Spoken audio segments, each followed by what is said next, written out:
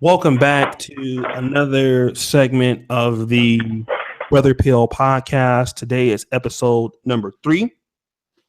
We have a great topic today. Is there a lower IQ issue in the Black community? Of course, I have for the third consecutive show, the one, the only Steve the Dean Williams.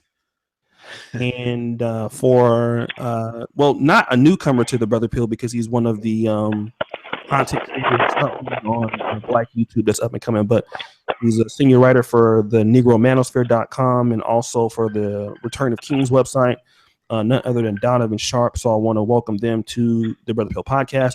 But before we start, let's allow each individual to introduce themselves. Once again, my name is O'Shea Duke Jackson. I have 2 channels, O'Shea Duke Jackson, O'Shea Vlogcast. I'm the owner and and editor of the negromanosphere.com, so check us out there.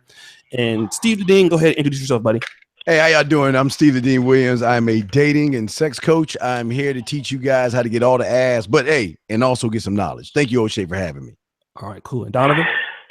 Yeah, Donovan Sharpe. I've been writing for O'Shea at the Negromanosphere since I think about January, so I definitely appreciate the opportunity to come on. You guys can hit my channel, the Sharpe Reality podcast on YouTube. You can also hit my website, thesharpereality.com, or just do a search for Donovan Sharpe. Cool. Okay, so actually, Mack City Limits Radio. I sent him I sent you the link. He's supposed to join us. Come on in, Mack City, if you can. That'd be a great 4th addition to this. Welcome to everybody coming today. What we're talking about is a low IQ problem. So let me kind of open up the discussion today. The IQ is what they consider the intelligence quotient.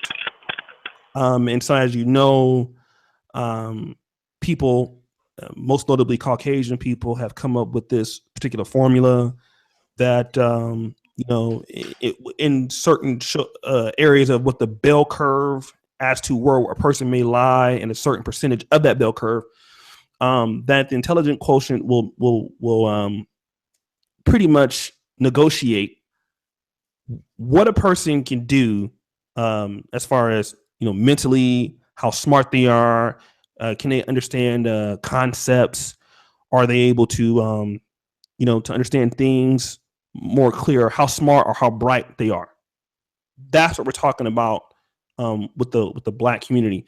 And among races, if we want to talk about what the IQ quotient is, maybe in amongst different aspects of the American community, Black people have IQ of what is 80, 85 average, according to this. And so as far as intelligence, white people who are Europeans have about 100, IQ. Now, obviously, between African Americans, there's a lot of overlap between, there's a lot of Black people who are very bright, a lot of white people who are very, very bright. There are a lot of dumb Black people, a lot of dumb white people. But on average, these people, whether it be, African American and the Black community, what a lot of people like to say is, well, the reason why you see, African Americans performing the way that they do in an abysmal rate is because simply they are not as smart. That's just what it is. There are some smart Blacks, sure, but the reason why they are not as developed as maybe, let's say, the Germans, they are not as developed as the French, or as the British or Irish whites, well, just because white people are just much smarter than they are. This is also used, this IQ quotient, race and intelligence, is used to discuss people of other races, India, Iran, but most notably, if you look at sub-Saharan Africa, we talk about, these particular scores. I believe like Nigeria is at like a 70 something, the Liberia is almost a 60. They're trying to prove the case that the reason why these places are as desolate or as dysfunctional, these people are just not bright as other groups of people. Now, I want to first talk to the panel about this. I'll give my spin on it also, but let's get Mack City on this real quick. Mack City Limits, and thank you for coming on. The porn star himself. What up, Mack City? Can you hear me? Oh, we can hear you. Okay, all right, man. Still trying to get this thing right, man. I still not used to all this blog, not the blog talk, but the chat shit, man. So yeah, uh, I don't know. You want me to expound upon Yeah, expound upon it. We're the gonna go IQ? from you to Steve to Donovan, and then we're gonna keep it going. We in trouble, dog. That's all I can say, man. We in trouble, man. I find it very interesting, man, that they keep, people keep trying to use the concept of what is it, cultural bias in these IQ tests to excuse why black folks can't seem to, I don't know, put two and two together. But I'm like, man, you got Indians and Chinese coming over here, first generations, acing the IQ test, man. You know what I mean? Black folks been here 400 years, and you keep talking about cultural bias in the IQ test. Come on, man. Then I also find it very interesting that if you look at the placement of individuals on the IQ test, I think it goes like this. Like Ashkenazi Jews are at the top. You have Asians under them. Then you have Caucasians. Then you have brown. Then you have black.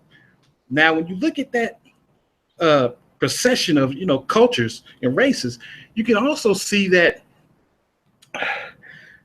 the way that the world is run and those who run the world is in direct proportion to those IQ tests. You know what I mean? The Jews are running stuff, the Asians are running stuff, the Caucasians is running shit, and then you have the brown and the black at the bottom. So I'm like, black folks and brown folks, they got to be willing to basically look at themselves and be, just be honest, man. You know what I'm saying? A lot of niggas, man, they don't want to be honest with themselves. I'm like, where's the black superpower on the planet? We got China, we got Europe. We have these superpowers, which are Asian and Jewish and white, but you don't have any black superpowers on the planet as far as, countries. That's got to be in direct proportion to IQ. Does it not? I don't know. Am I retarded in thinking that? Mm-hmm. Let me ask you this, because and I gotta play devil's advocate a little bit before we go to the next person, but we constantly hear that let's look at the Nigerian blacks that come to the United States. Right. They're doing very good. Why can't black people do that well?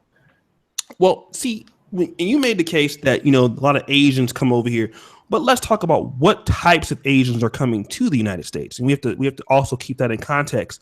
If we can look at the aftermath of the Biafra War that happened in Nigeria from 67 to 70, what Nigerians were going to Britain, what Nigerians were going to America. Typically, the top percentage of those people were coming over to America. So then it doesn't make sense that, people who come from, two-parent home families, people who come from, they were somebody in their country already. Yeah, they're going to do better. It makes sense. So I do understand that black people are failing, and I do think there's a laziness component with that. But we also got to understand that people who do come over and ace these IQ tests were already smart where they were. Let's not act like they were not smart where they were at. Right. They come over here. They are bright as it, just like me. I'm in Poland. Yes, I can't speak Polish, but I guarantee you, if I understand Polish and can learn it, I'm going to outdo most Polish people. This is what's going to happen, because I'm already somewhat of a bright person, and I would expect the same of people on my panel. So we got to also understand that the people who do come here are already bright. They're not dumb. They wouldn't be over here if they were dumb. They may have a setback, understanding language, understanding the country, but many of these people went to medical school where they were lawyers, they were business owners. They're not dumb people. Mm-hmm. But I do also, how do you feel about that? But I mean, I totally agree with that, man. IQ is tricky. You know what I mean? It's like you got to also look at. I think one of the biggest contributors to low IQ is malnutrition, and then we can look at chemicals that are put into the food and put into the water. But of course, when we're talking about the United States of America, everybody pretty much is drinking the same water, eating the same food. You know what I mean? Being exposed to the same chemicals. So, how is it that the African American over here has, I think, the average is 85. You know what I mean? And I think whites is like 100. Let me see. Don't want to toot my own horn, but I actually took 4 IQ tests. and mine's like up to like 125. You know what I mean? Ain't genius level, but goddamn, man. And then I also found it was interesting because I always did want to be like a police officer, and I ended up being a corrections officer. But what happened was I kept taking this test to be a police officer. I took it like 3 times, and I kept like, I couldn't get in the door, man, as far as being a police officer. Then I basically read up on what kind of people the let's say the police academy wanted, man, and they basically wanted dumb guys, man. They wanted a guy that was like maybe between 100 and 110 IQ. That's an individual that's, you know, he's not really the brightest bulb, but, you know, he's the type of cat that takes orders and he doesn't question. You know what I mean? So then I was like, well, maybe that's it, because I always felt I had aced the test. You know what I mean? So I actually went back and I dumbed down my answers. You know what I mean? And I actually got a corrections job. You know what I mean? They want dumbasses. You know, I just found that very interesting, man. Also, when I went to the military, I wanted to be a military policeman. And they actually gave me a better job than that. I went, what was it? 82 Charlie 10, which is a field artillery surveyor, which, you know, deals with mathematics. I always thought that was weird. You know what I mean? But yeah, you know, all my life I've been scoring pretty high, man. So yeah, I'm just, you know, I'm sucking myself off right now, feeling real good.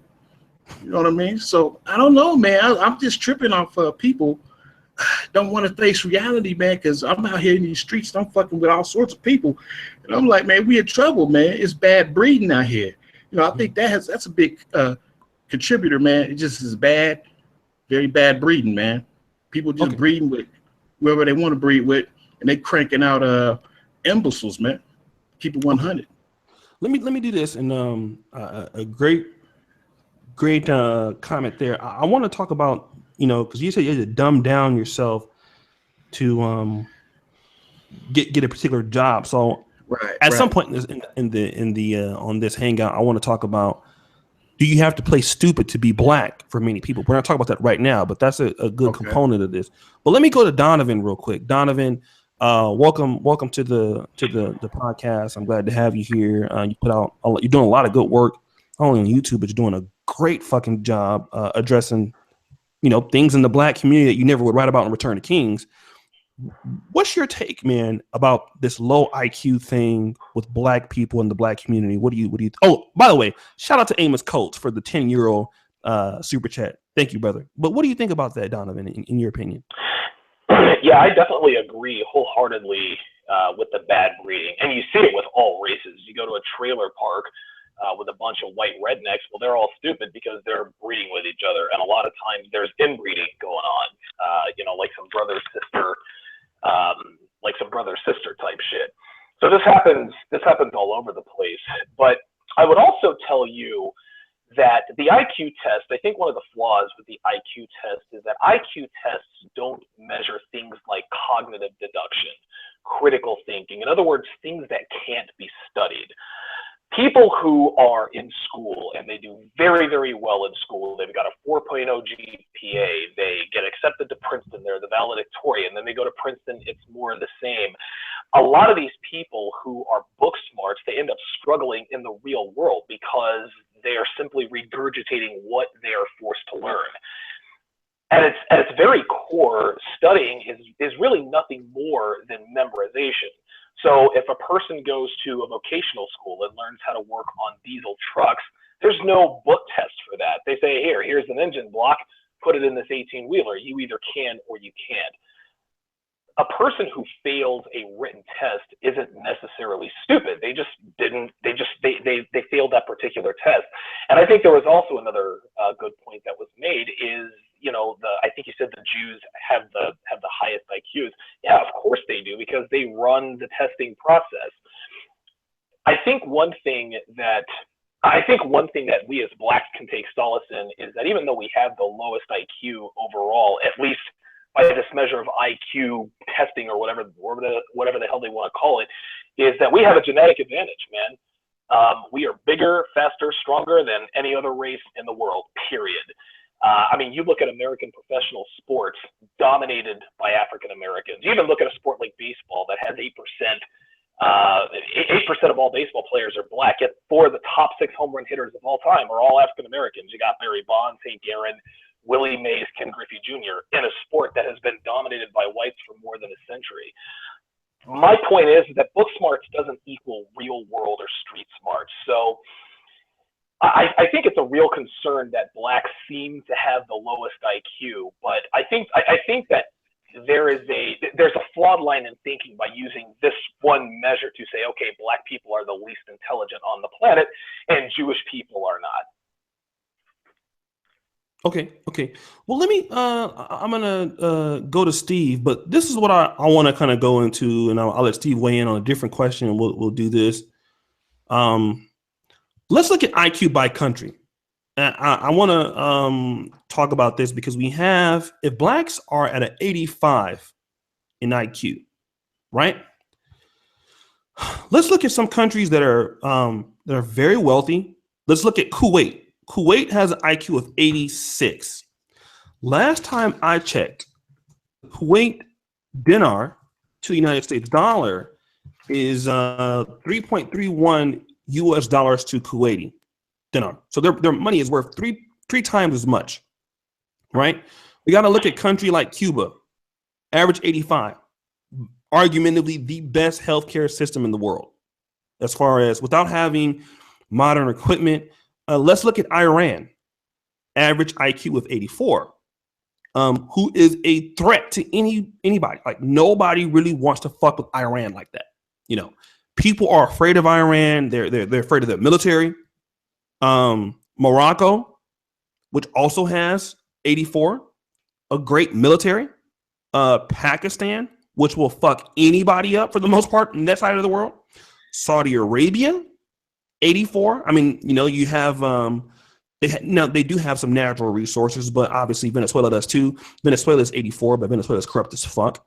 We look at Libya and what Gaddafi was able to do with Libya as a country. My question is to people, even if black people had an IQ of 85, my question is, so fucking what? Right? The reason why I'm saying so what is because every country is going to have some people in the 130 area, 140 area, 150 area, right? What am I saying here? You have black people who have 130, 140, 150 IQs. I know last I checked, somebody said mine was 124. I don't know how accurate it was, but I'm assuming mine is at least over 100. What I'm saying is the problem with the black community is even if our IQ was an average 80, we don't follow under the people who have the highest IQs to lead the race. See, to me, it doesn't matter that the average black person has an IQ of 85. I would argue that 85 and 100 IQ, there's not a big difference. What I am going to argue is that the countries that have the higher IQs, they all rely upon those top people to sustain the rest of the society. The difference in African and African-American countries, we don't, in African-American United States, we don't look to our smartest people.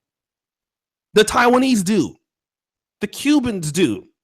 The Indians do. And that is why Iran looks better as a country than Uganda, which has the same IQ, 84. And Uganda has more resources. Why? The Ugandan people are not looking to their best people to lead them. They're not trying to sustain a society for themselves. So I don't really believe that even though blacks have a low IQ, it doesn't matter if there's no unity. Unity supersedes IQ. I think if we look at some of these countries on this list, India, you look at countries like Egypt, who has an 81 IQ. Listen, Egypt defeated the British at the Suez Canal. And the prime minister of Egypt told British, your queen is a bitch. They destroyed Britain in the 50s. Right. They just totally obliterated them. It wasn't even close. They made the British go back quick. And they were down by 19 points in IQ. So it's not like people can't do this. So, I mean, I just want to say that real quick. I'm going to go to Steve. Steve, what's your take on this? Well, I don't think it's, I mean, and all y'all are right about what you're saying as far as IQ. But you have to understand with the black community, there's something broken in a lot of black individuals, because remember, being cool is not really a good thing to be in school. I mean, if you're smart, there are a lot of black people, a lot of black kids hide being smart because they don't want to get ridiculed by other people. Number one. Yes. Number two, which you also have is, I mean, like Donovan was saying, IQ is not going to help you if you don't have street smarts and a drive to want to be better. And I think with IQ, it's a combination of a low IQ, but there's something that's way bigger, O'Shea, and that is victimhood. For some reason, we as blacks always want to play the victim for everything. Now, I'm not saying they're not with other races, and like you said, there are children that come from other countries, but most of them have some type of a structure. Them Chinese motherfuckers don't play with their kids. Chang Wang better get his shit together. He gonna get his ass whipped type shit. I mean, they don't bullshit in some certain countries, but for us, we don't. It's not cool to be smart. It's a bad thing in our community to be smart. And so why would you want to follow a smart leader? Because a smart black leader is going to force you to be accountable for your actions. So why follow that guy when he's telling me I got to be accountable when I can follow this guy over here that's saying it's okay to be a victim. It's okay to cry. It's okay to blame everybody else in the world. So it's an easier transition, O'Shea, to follow someone that's a victim than someone that's a leader, because a leader is going to have the IQ, the drive, the ambition, and street smarts to say, look, this is how you're going to make it. And if you notice, aren't most leaders called coon by most black individuals that don't want to listen to their successes? I agree with Steve. I think it's definitely a cultural thing. As you guys all know, I was raised on military bases, so everybody sounded like me. But as soon as I moved to North Carolina, which is the American South, yeah, I mean, I caught heat. Listen, man, I caught heat from black people. I caught heat from black dudes, black girls, just because I sound white. Listen to me now. You sound white, right? Yeah, because exactly, because I sound white, right? Exactly. Yeah. Like, why you talk like a white boy? This and that and the other. And yeah, that kind of stuff was tough to go through. But I'm a grown ass man now. If anybody says anything about that, I'm like, are you kidding me with this? I mean, I'm a grown man. I mean, this is not how it is. But I think that a lot of times groups of people don't want to follow a leader who is intelligent in the black community, because it indirectly shines a light on their own ignorance. And it doesn't have to. Just because here's the thing, ignorance is a state of mind. People are ignorant really largely because they choose to be. And when someone chooses not to be ignorant, then that causes it's sort of a crab bucket mentality. They say, okay, well, this guy is trying to be something else. Well, he must think he's better than us. Well, what are you, a fucking mind reader now? No, it's got nothing to do with me trying to be better than you or this guy trying to be better than that. We're just trying to better ourselves. It's got nothing to do with me versus you. And I think with the black community, there's a lot of infighting. Just like Steve said, you look at countries like China, those people are unified. People in India, for the most part, are unified. They do it in their own way, but they raise each other up. In the black community, as soon as one of us gets ahead, we're all trying to tear each other down. And it's a goddamn shame, man. That's one of the reasons why we're not as successful in this country as we need to be, because we're too busy with this infighting and drinking all this haterade. Okay, let me kind of go, and we're gonna go to Mack City here real quick. Here's what I want to say, and then this is gonna sound like I'm Cynthia G, or I'm gonna sound like Brother Polite, but I gotta tell the truth. The reason why black people don't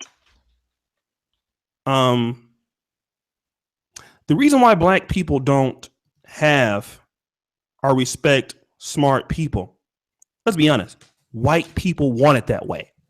And I'm not going to play the white man or blame the white man, but we got to put blame where it's at.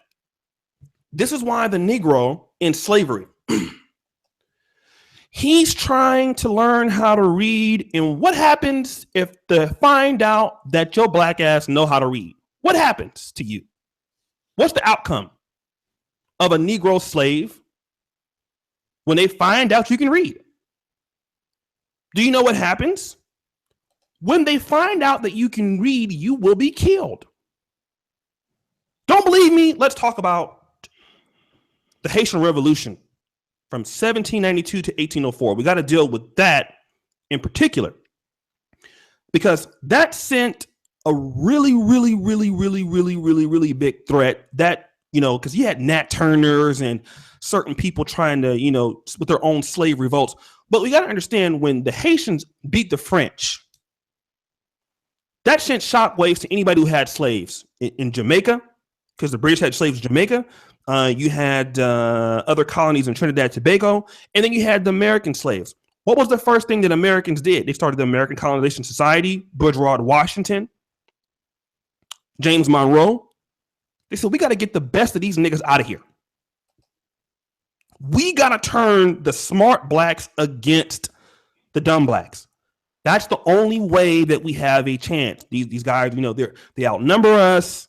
They're going to be more than us.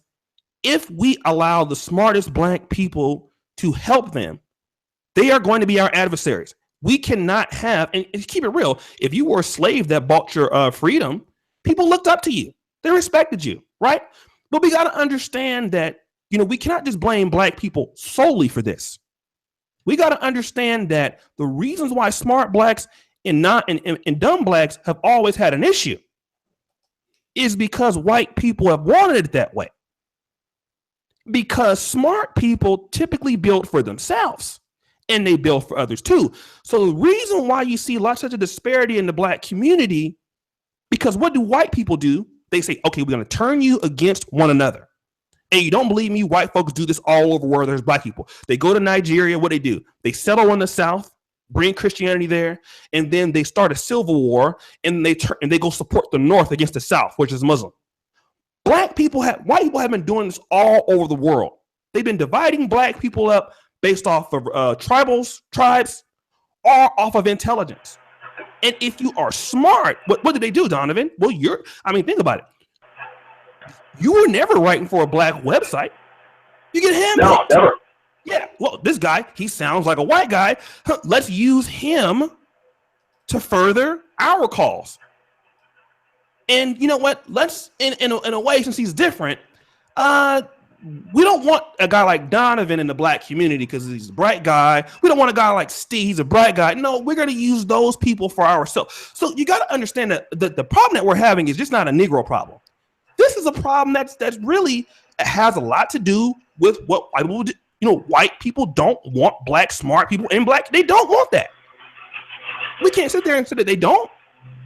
And if I'm wrong, somebody please prove me wrong, because I can tell you for a fact that anytime somebody that is bright, whether it's an African leader, and that person has some sense, white people are going to do what they can to put that person down or assassinate him.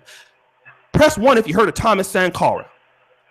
Press 1 if you heard of Malcolm X. Time you get a smart black person who knows the truth, they're going to get rid of you. That's what happens. We got to also address that too. Let's go to Mack City. Let's get his point of view. Mack, what's going on, man? Do we have a problem where black people, in your opinion, are we playing dumb here? Are we trying to fit in? What's your take on this? Oh, hey, Mack, take yourself off of mute, man. If you can. Mack City. Yeah, take yourself off of mute, man. If you can, take your... try to talk and just take yourself off mute. Hello? There you go. Man, how'd that happen? Okay. All right, then. Yeah. Like I said, I fully concur with what you're talking about. White folks do want it that way. But, man, no matter how we slice it, man, it's got to come back to IQ. If you got black people as a collective that keep falling for that shit, man, that's infighting and, you not like me and I don't like you because you smarter. Come on, man. I've been involved in professions all my life, man, where I wasn't allowed the luxury of bullshit.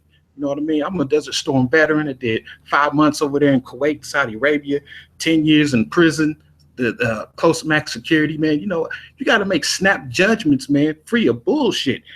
And black folks, they love to bullshit each other, man. Seriously, if we're going to go ahead and look at this, man, you got to go ahead and man up, pony up, and just understand, just like you was talking about the other nationalities who have low IQs, but they seem to have the sense to understand that they have to follow the best and the brightest. I'm not understanding why black folks, especially over here in America, can't grasp that concept, man. And if we can't grasp it, us pointing the finger at the white folks, that's irrelevant. You know what I mean? We got to be, proactive in this, and we got to say, look, we don't need to be simple-minded about this anymore. We need to follow those who know what they're doing. But black folks don't want to do that. So once again, it comes down to common sense, man. You know what I mean? It's just common sense. So I don't know what to say about the black folks, man. I know I got a situation where, like I said, man, I was like me working in the prison, man. I mean, I got 1,000 stories of niggas shooting themselves in the foot, man, doing dumb shit over and over and over again, man. You know what I'm saying? I was in a block, man, where you would have niggas, man, coming out selling heroin. Like, I don't know if anybody has actually been. Say what? Independent? Yes, the polls did help them out. That's true. Yeah, they sell heroin, in prison. But you're supposed to be discreet about this shit. You know what I mean? You're supposed to go around a corner, on a stairwell, in your cell. You know what I mean? But niggas, man, they want to be all out in the open, selling dope and shit. Then you go and confront them about it. You're like, hey, man, what are you doing? Then the first thing they want to say is, you harassing me because I'm black, or you was a house nigga. I'm like, nigga, you selling dope in broad daylight in front of everybody. Yeah. Right. Hey, the house nigger thing, man. Like, I mean, you guys know. I mean, we all get called that shit. I mean, that's just how it is, man. And we could call this shit by our own people. It's like I'm trying to better myself. I'm trying to help other people out. It doesn't mean I think I'm better than you or anything like that. But to call me a house nigga, that's. I mean, I agree with you. That's not a white people problem. That's a black people problem. Use common sense, man. Yeah, I catch him slanging dope right in front of everybody, and he want to be like, well, why you harassing me? Like, nigga, I caught you slanging. You out in the open, bro. Go around the corner, handle your business, man. This ain't the street. You know what I'm saying? Shit like that, man. Bad breeding, bro. That's all I can say. It's bad breeding. These dudes, man, I don't know what to say about half the stuff that I see these cats do, man. But yeah, I don't understand why other races, other nationalities can look at their best and brightest and have the sense to follow them. But black folks, especially over here in the United States, don't seem to have the sense to do that. Well, okay, let me do this. Let's go to Steve, because I mean, I understand, like I said, there is a big disparity between smarter and to be honest, and I hate to say this, right, but I'm going to say this right now. Steve online, I'm gonna go to Steve right now. The reason why this side of the manosphere is much more successful than, let's say, the other sides of other black YouTubes, and because I always gather that the YouTubers on this side or in my circle, the people that we're much more, I think that I have my circle of content creators are much more intelligent than most others that's in black YouTube. This is why we can set up stuff like websites and these kind of podcast stuff. We're bright people like Alan Roger Curry, Steve the Dean, Mack City. Like, this is why we all come together on this stuff like that. You know what I'm saying? And I really do think you're on to something with the IQ thing. Steve, let's talk about you, bro. And in this IQ thing, why are black people not following the best and brightest blacks in your opinion? Well, like y'all all are saying the same thing. I can't, if I follow Damon John, I think that's his name. If I follow Damon John, gotta mention Shark. If I follow him, he's on Shark Tank. Yeah. Fubu. And for all those that don't know Shark Tank, he made clothes called Fubu. So they I remember. Hey, right. But I'm just saying though, for the other guys, they'd be like, well, what the fuck is Shark Tank? Well, Fubu. Fubu. Okay. So if you were to follow someone like that who didn't have anything and built himself up, I would I'm sure everybody on this panel, if he were to come sit in front of us and tell us, look, you're gonna have to pull your pants up, you're gonna have to do this, you gotta do that. He just give us a list of things to do. I'm sure everybody on this panel would do it without even fighting or resisting anything he says. But with the IQ thing, again, you got to, again, O'Shea, you take the IQ and you got to mix victim in. And again, I even throw in, white people trying to do this as well. But, common sense ain't so common, because I always say, if you touch a hot stove one time, that's a mistake. You do it twice, it's a choice. And if you're following, and if you choose to keep holding yourself down because you don't think you're smart, the internet is an open library and encyclopedia. Because back in our day, because I'm old, we had to go to the library and get like cards and put like shit on the I forgot what it was called. Those forgot the that Dewey shit. Decimal System. All that bullshit. Yeah, it was like some black and white type bullshit. Oh, microfiche. Microfiche. Yeah. There you go. Yeah. So what I'm saying is that, yeah, the IQ, it might be one thing, but common sense and a drive to want to be better plays a role in this as well. Because like you said, O'Shea, you don't have to be the smartest motherfucker in the toolbox, but if you got a little bit of common sense, it'll get you somewhere. Because I can't tell you how many rag to riches stories that I've seen from black people who didn't have the book smarts, but they had a little bit of street smart, they had a little bit of drive, not much of an IQ, and they became successful. Right. I totally agree. Let's kind of take. Hold on 1 second. Let me tell you guys a quick story. You guys, we're all familiar with the story of Michael Vick, right? Drafted by the Atlanta Falcons, most dynamic player in the pros. Got busted for dogfighting, did 2 years in the pen, came out, resurrected his career, right? Like, that was the redemption story and all that. Well, last week, Vick was highly criticized because he was on record as telling Colin Kaepernick, we all know what's going on with him. He told Colin Kaepernick to lose the afro and lose the cornrows, and maybe he would increase his prospects of getting back into the NFL. So basically what Vick was saying is that Kaepernick needed to change his image just a little bit to make himself, I guess, look less threatening. I guess that was the message. Again, Vick was highly roundly criticized for that. Here's the thing. It's just like what you said about Damon John. If he were to sit in front of us right now and he says, Donovan, here's what you need to do to be successful, I'm all fucking ears. Okay. Now, Vick's situation is different from Kaepernick's, but they're one and the same in that they were both blackballed from the NFL. Michael Vick, when he came out of prison, he didn't wear cornrows. He was clean cut. He was apologetic, et cetera, et cetera. And I know it's two different situations, but the criticism that Vick receives for doling out advice, he told Kaepernick, look, bro, I've been there. Okay. I've been without a job. I've been cast aside. I've been public enemy number one with NFL fans. And right now you are where I used to be for different reasons, but you're still there. Here's what I did to get out of this. And now I would advise you to do the same thing. What happened? Everybody vilified him. This is the problem with the black community, is we're not taking advice from people who have been there and done that. If you want to be a rags to riches nigga, why the hell wouldn't you listen to Damon John? Mm-hmm. If you're being blackballed from the NFL and want to get back on the team, why the hell wouldn't you listen to Michael Vick, or at least listen to what he has to say? Right. That's the problem, man. Like, we take advice from the wrong fucking people. Like, well, you don't know me. You don't know where I came from. Really? And how do you know? And it's so funny. I want to comment on that. The same people who are calling like Michael Vick a coon, none of those people are going to put any money towards getting Kaepernick his salary back. No, sure won't. I mean, right. I got to talk about that real quick. Hold on. Stop the fucking show. Wait a minute. 191 people watching right now and only 87. Stop the show. Stop the motherfucker. I'm about to call somebody out. Stop the coonery's at an all-time high. Stop the show. It's too much. Hold on.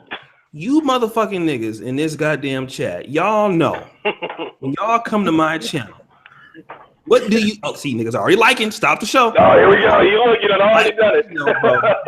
We put in a lot of hard work for this podcast, right? We're trying to organize amongst Black YouTube. What up, Robert Moore? Hey, I appreciate you guys, but listen, I started this Brother Pill podcast, a daily podcast. We need you guys to support us by just liking a video. All right. I ain't asking you niggas to sing Amazing Grace butt naked out there in 10-degree weather. What up, Omar Ali? Appreciate you, fan, for the $10 super chat. But come on now, let's go ahead and show that you really feeling what we're saying. You know, we can keep doing this. Just get the likes up, brothers. I have to. I have to go into organizing everybody to come on to the podcast daily for you guys. So at least let's try to like the videos, fam. You know, that way more people can get this. More people can understand where we're coming from. We're doing this for the brothers specifically, and we're doing this for your entertainment and your enjoyment. So get these likes up, nigga. All right, O'Shea. I just want to say real quick. This is the case. This is the case in point. I knew it. This is the case in point. You've got successful people on this panel giving free, successful knowledge, and they are not. Again, is it IQ low, or is it no common sense? Because you have to. Because what's so odd to me is that you got to say the same thing every fucking time you come on here, as if you're talking in Klingon when it should only be said one time. For them to, and again, I'm not trying to listen. I'm not trying to be rude, but I'm trying to be 1,000. No, this is the problem, dog. I don't know if it's an IQ or common sense thing, but I don't know. I don't know, man. I think it's hard to separate IQ from common sense, man. Yeah. Let's do this though. Let's take the conversation for another turn. All of us on the panel, we're all African American men. And one thing that, a lot of people try to say Africans and African Americans are very different. But what I found out, because I just recently came back from Africa, shout out to Uganda.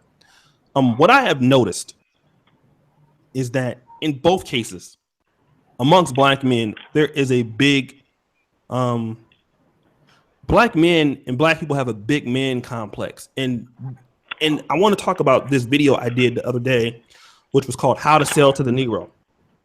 And it was a video that was shot in 1954. Right. Yeah, I saw that. Yeah. And then basically what ended up happening was they were trying to tell white sales reps how to sell to black people.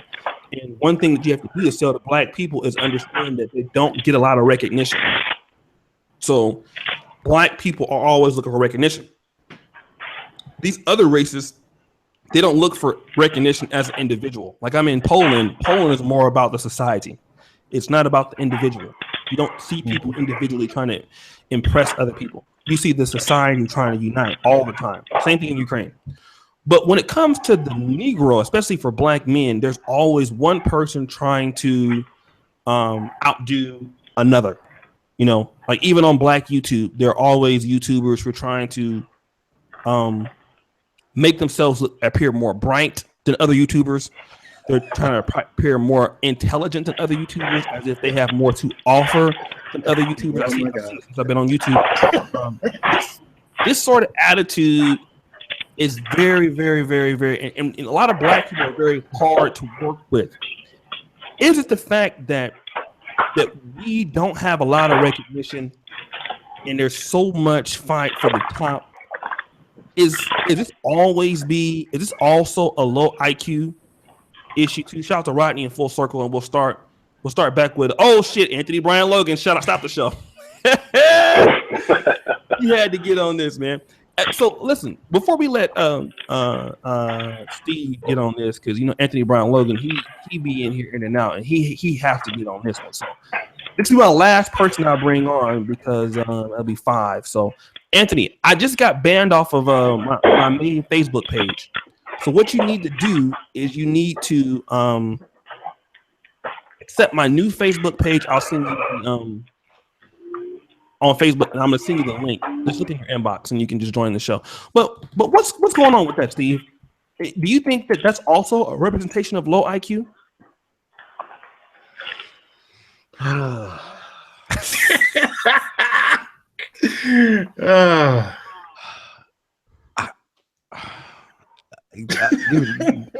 Pass it, Donovan. O'Shea. Hey, when we take it.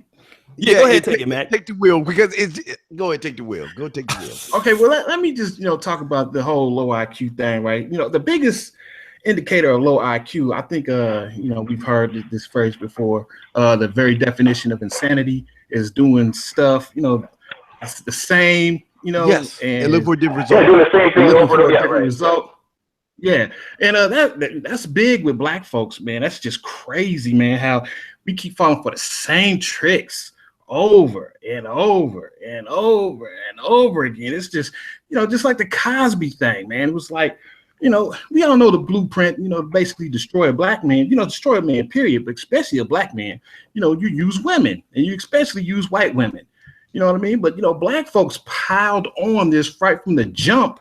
You know what I mean? And I was like, wait a minute, hold on, wait a second. I mean, me knowing history, knowing how things went down in Rosewood and, Emmett Till, and I mean, just on and on, man. We talk about how Black men got strung up and castrated and destroyed, man. But, Black folks just pile on in, just doing the same shit over and over again. Now, let me say this. Like, when I come on here, right, and, I'm batting real hard for Bill Cosby, right? And some niggas didn't like it. You know what I mean? But I kept trying to tell them, man, because they like, man, Bill Cosby don't like you. Bill Cosby don't fuck with you. I'm like, nigga, it's bigger than Cosby. Since I'm like an individual that has, I guess, an IQ that's more than just room temperature, I'm like, this is about rules, laws, and legislation that impacts all men, especially Black men. You know what I mean? And for you to just sit around and think it's about a popularity contest, because your feelings got hurt, you butthurt about what this man may have said about some goddamn pound cake. I'm like, it's not about that, man.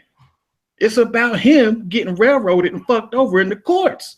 You know what I'm saying? And these things that's happening to him, inevitably they will happen to you when they pass these rules, these laws, these regulations, which are just draconian in nature. But, a low IQ nigga can't see it. All he knows is he had his feelings hurt by Bill Cosby. You feel me?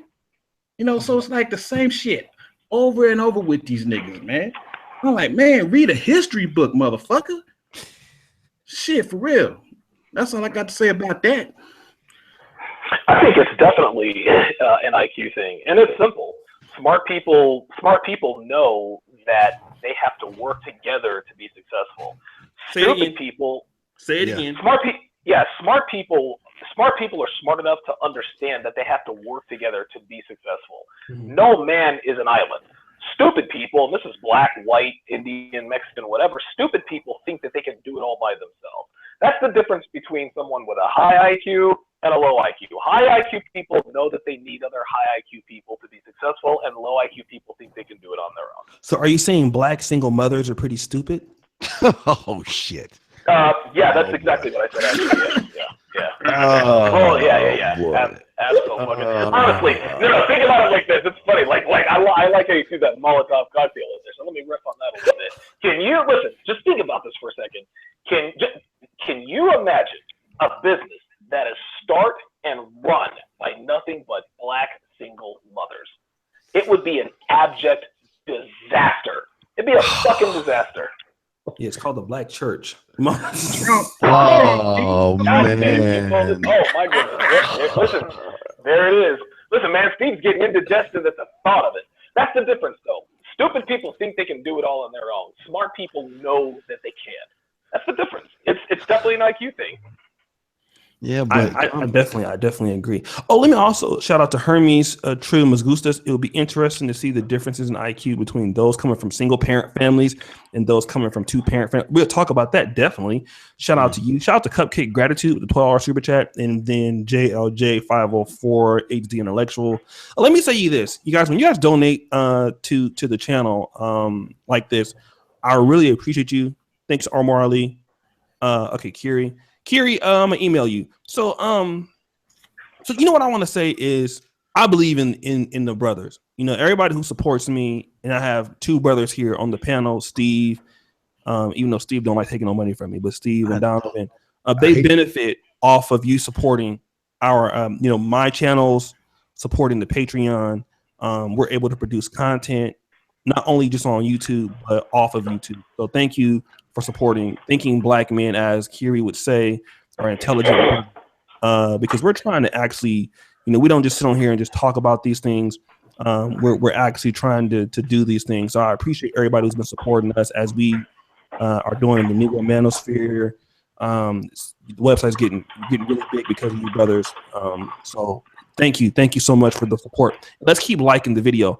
Let's talk about this, Donovan, since we have Donovan on, and we'll go to Mack City. What about this whole single mother thing? Because is that the case that a lot of people, a lot of these black children that we see that are terrorizing these communities, they're dumb because they don't have a father.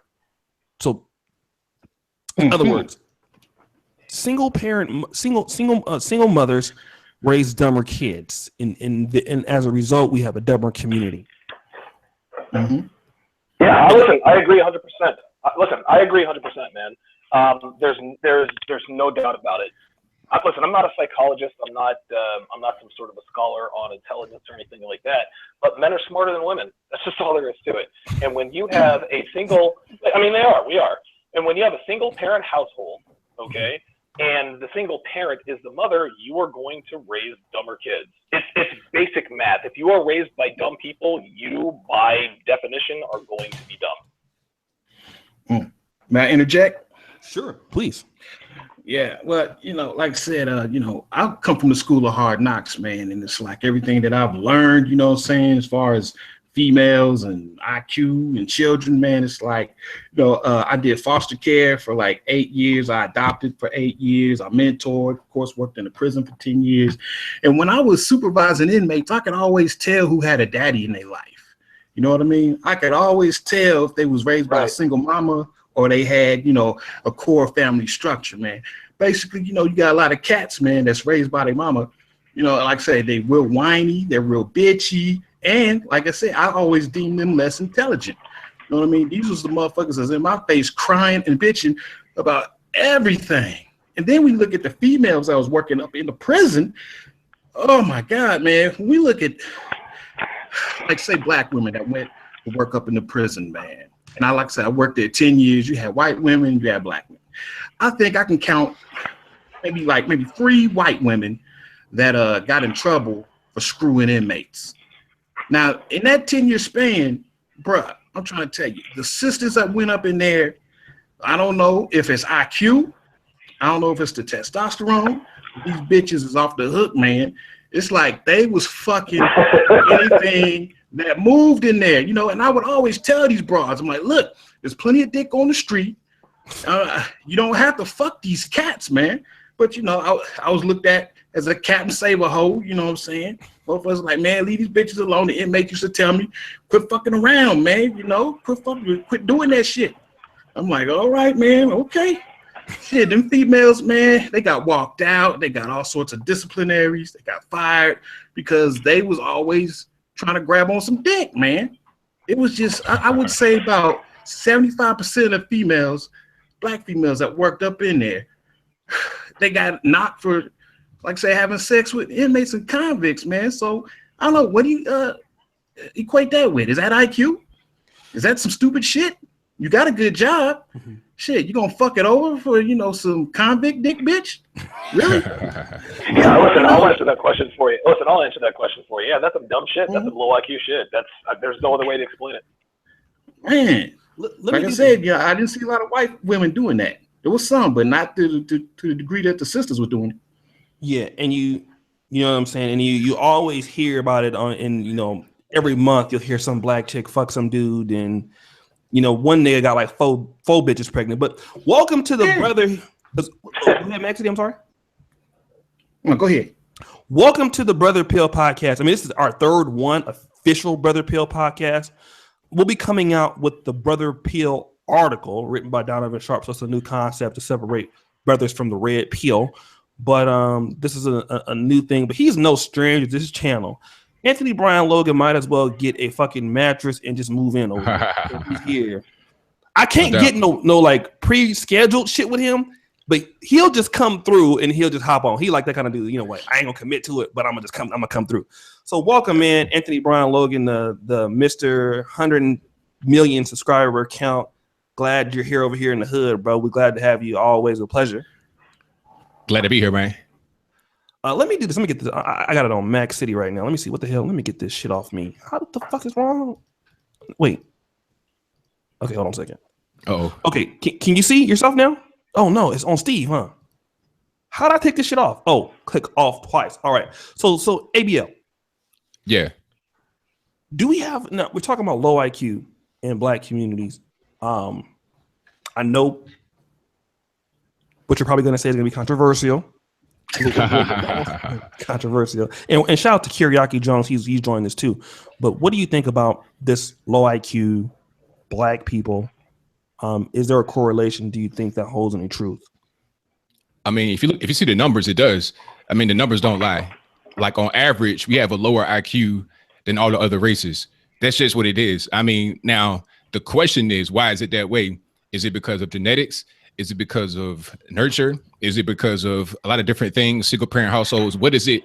Why is it that way? That's a question I have to ask. I don't really know the answer to that question. Some would say genetics, but I need to see some real physical evidence, some hardcore evidence that says genetics. I mean, the thing about it is this. We'll say in the black community that we're naturally bigger, stronger, faster. We got bigger penises or whatever. And that's because we're black and it's because of genetics. But then when it comes to IQ, it's a lot more sensitive. I think we need to be a little bit more open-minded about the situation and figure out what's really going on because the numbers don't lie. Okay, and shout out to my man, student Dr. Welch, man. He's my med school buddy. He's on here. He just sent me a heartfelt email. I want to thank him. I ain't gonna tell you what he wrote in there, but it got me to stay up till like a long time. And then after the show, get back on my doctor's in training because I'm preparing for an MBME exam, not now, but in February. So I've been doing, because I'm in the international medical school. But shout out to him. I want to acknowledge him, man. That's a brother that just scored almost in the top 80% of the 85, 90% rather of the USMLE Step 1 board. So I want to shout out to him. He's here in the chat. So that's another brother that'll be a doctor in 2 years. So I wanted to, always acknowledge. Yeah, congratulations. Yeah, brother who is, and he did that. And I believe, I don't know how many weeks was it? Like 8 weeks? No, I don't say your name, man, but we already know. But I wanted to shout out to him, man, for the great work he's doing over there at his school. And he'll be starting rotation soon. But thank you for the email. But I guess what I wanted to say, ABO, who dog is that? Stop the show. Does somebody got a dog? No, that's my rod. This is cool. Oh, I thought I was in the hood again. I thought it was a pit bull. Man, I was like, what the hell? Flashbacks. Let me ask you this, ABO. Do you think that a lot of black people are just plain stupid because they want to fit in? Because do you think we have that problem also, that we do have smart people, they just pretend to be dumb? Well, I mean, we have smart people regardless of what. I mean, if you want to look at the whole low IQ argument, it's a bell curve. Like we got many that have extremely low IQ, and we have, well, hold on, let me rephrase. We have some that have very, very low IQ, and then we have some that are very, very intelligent. But the mean right in the center of the curve is lower than everybody else's, according to what the studies say. According to logging everybody's IQ by race, that's what it says. It does not mean that if you're black, you're going to automatically be lower IQ. It means that it's a large portion of us that have low IQ. That's all that it means, because many of us here have very high IQ, so we do not fit into the median. We're above average, and some are below average, so some are average. But at the end of the day, I think that there's a problem right now with people trying to behave like they're retarded. I mean, I did that when I was a kid, trying to fit in with my friends or whatever, trying to like say words that were not as complex. I did that a lot because so many people around you just don't understand what's going on. So many around you kind of fit within that average. Now, I don't know why, like I said, but that's just what it was. Okay. Interesting point. Let's see. Let me go to Kiriaki Jones here. Kiri, welcome to, you've never showed up to this channel despite many invites from me.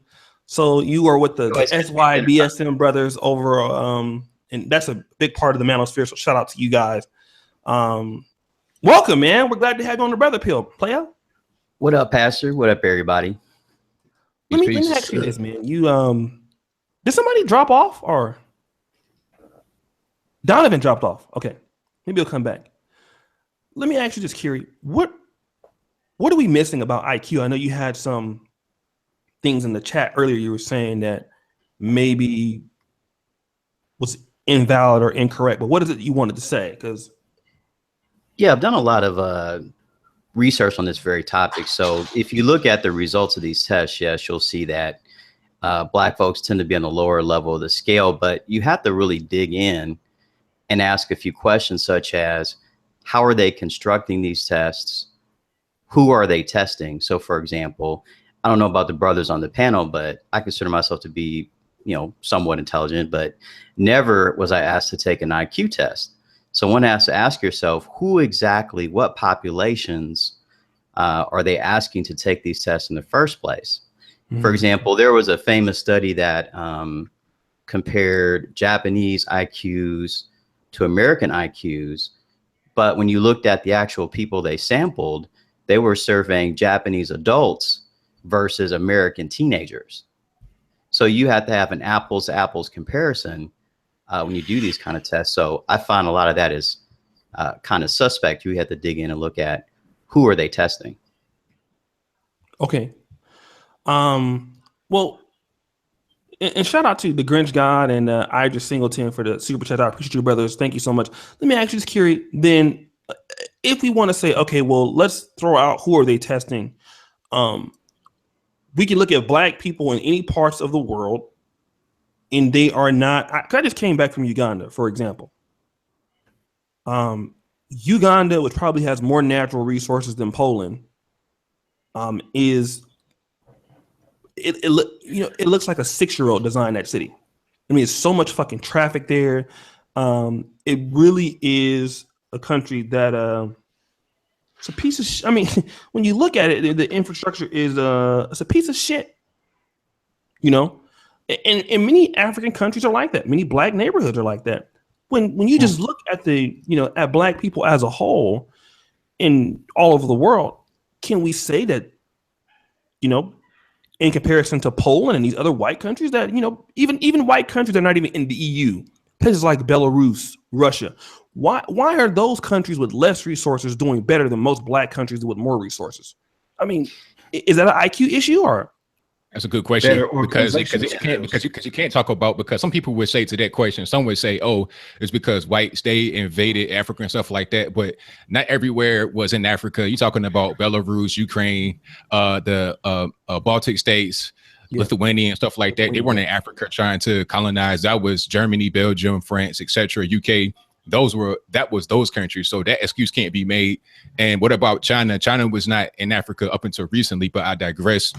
China was not in Africa trying to colonize to build their civilization. So why are they like the superpower right now in the world? At a certain point, you got to look at the people that inhabit a nation. Now, whether it's IQ, whether it's culture or whatever, that's a question that has to be asked, but you cannot try to blame others. You got to look at the people that are in the country as to the reason why country is the way it is. Yeah, I mean, I agree with that answer. My whole thing is this, though. I'm not really expert on Uganda, but didn't they have like a 30 to 40 year civil war or something like that? I mean, most Black African countries outside of Egypt, well, Egypt's not, any sub-Saharan African country has had a civil war, except for South Africa, which was run by whites. So yes, Liberia, Uganda had a war for from once Milton Obote left till they got Museveni. So it was a 10-year war, not a 40-year war though. Yeah, so I mean, I think it's my whole criticism of the race equals IQ argument is that the terms are pretty nebulous. So first of all, what is race? What does that mean exactly? So if you look at the U.S. Census, they define race as a self-identification social category. It has nothing to do with culture, genetics, or ethnicity. So when you say Black people, or when people make that comparison, I think it would be more accurate to look at it. I think on a country by country basis would be more accurate. I just don't feel like it's hard connected to the race question, because if that's the case, so for example, in Western countries over the last, I'm going to say 9 to 10 years, IQ rates across the board, and this is basically the white countries of Europe, have fallen at least 10 points. So if it's a question of IQ equals genetics, and that is a hard and fast relationship, why are we seeing that variability? I mean, I have my own thoughts on why that is, but I just think it's too simplistic to say just because you're a certain quote unquote race, that means you have, or you're supposed to have this certain IQ level. Well, I got a question about the European IQ rates falling. Does that include people that have migrated there? Like, who's considered a European? Because I've seen recently that somebody said that they were Iranian German. Like they moved to Germany, but they were from Iran. So now they're an Iranian German. Like they're not a German because German refers to ethnic people, if I'm not mistaken. If I'm wrong about that, somebody let me know. But if you're an Iranian and you move to Germany, you're an Iranian. Like if I am a Swedish person and I go to Nigeria, I'm not Nigerian. I'm not Igbo. I'm not Yoruba. I'm not Hausa. You see? Yeah. To answer that specifically, so the study in question, they looked at countries that had, I can't remember off the top of my head, but it was at least 80%, I guess, ethnic European, fair skin, Europeans in all of these countries. So yes, I see what you're saying, if they had massive amounts of immigration, but if you think about it, these migrants haven't had time to really sit down and go through years of classroom work to be included in these kind of surveys. So this falling is basically from European populations across the board. So my question is this: if race equals IQ, why are we seeing that variation? So okay, there must be other factors. All right, but here's the thing. Okay, when was the first measurement taken as far as IQ, and then when was the second one? Because you have the current migration crisis going on right now, but there's always been migration from other countries in mass amounts over like since the 60s and 70s. Ever since India was partitioned into Pakistan and India, it started back then. So it's always been going on. It's been ramped up recently, but it's always been going on. So it's good to see when was the first measurement, when was the second measurement, and how did the actual population change in that period of time. That will kind of give you a little bit more insight as to what's going on, and also about the culture of the country. I think IQ is not the only thing that will determine race. I think there's more to it. So what changed in the country? Let's look at all the factors that happen in the country to be able to determine why the drop happened. Yeah, I agree with that. So basically for me, I'm saying that I think there are other factors at play. There's environmental factors. For example, if you look at the effects on lead poisoning on children, I mean, lead poisoning has been known to lower the IQ points of children by several points. If you Google the words epigenetics and lead poisoning, you will find articles, scientific studies saying that, when children are exposed to lead, which has no safe amount of exposure, their IQs decline and they pass that IQ damage or that genetic damage onto the next generation. So my whole point, I'll just be quiet after this because I know other people want to talk, but for me, it's not just quote unquote race. Race is too nebulous for me. I need more specifics than that. I don't think it's a hard and fast relationship. I think as kids, when we were kids, back in my day, we drunk out of the faucets and all that other stuff, but we were able to still be able to be smart. I mean, again, I know we're talking about IQ, but for me, I got to go with the accountability, these not taking accountability for their actions, and they just ain't thinking, man. Everything we're talking about is basic as 2 + 2. That's all it is. It's basic. Is all this shit is basic. But unfortunately, again, I'm not with all due respect for all y'all, I don't give any of these motherfucking people a pass because their IQ is low and all this other shit. Because we have too much information. We have too much information out here with the World Wide Web. To learn things. You don't have to have the IQ to be smart or be a businessman. It's just laziness, victimhood, and no accountability, man. I know we're talking about IQ, but no accountability, being lazy, and being a victim, all those things play a huge part. But again, I don't really think it's the IQ much, O'Shea. I really think it has something to do with those three things, man. Okay, let me do this. The Angryman is on. He been him and Steve, man. They're like Jordan and LeBron on these. I get to be Jordan. Yeah, you can get the ball here. I guess Angryman, he could be like who was a good light skinned nigga in the NBA? He could be like Steph Curry.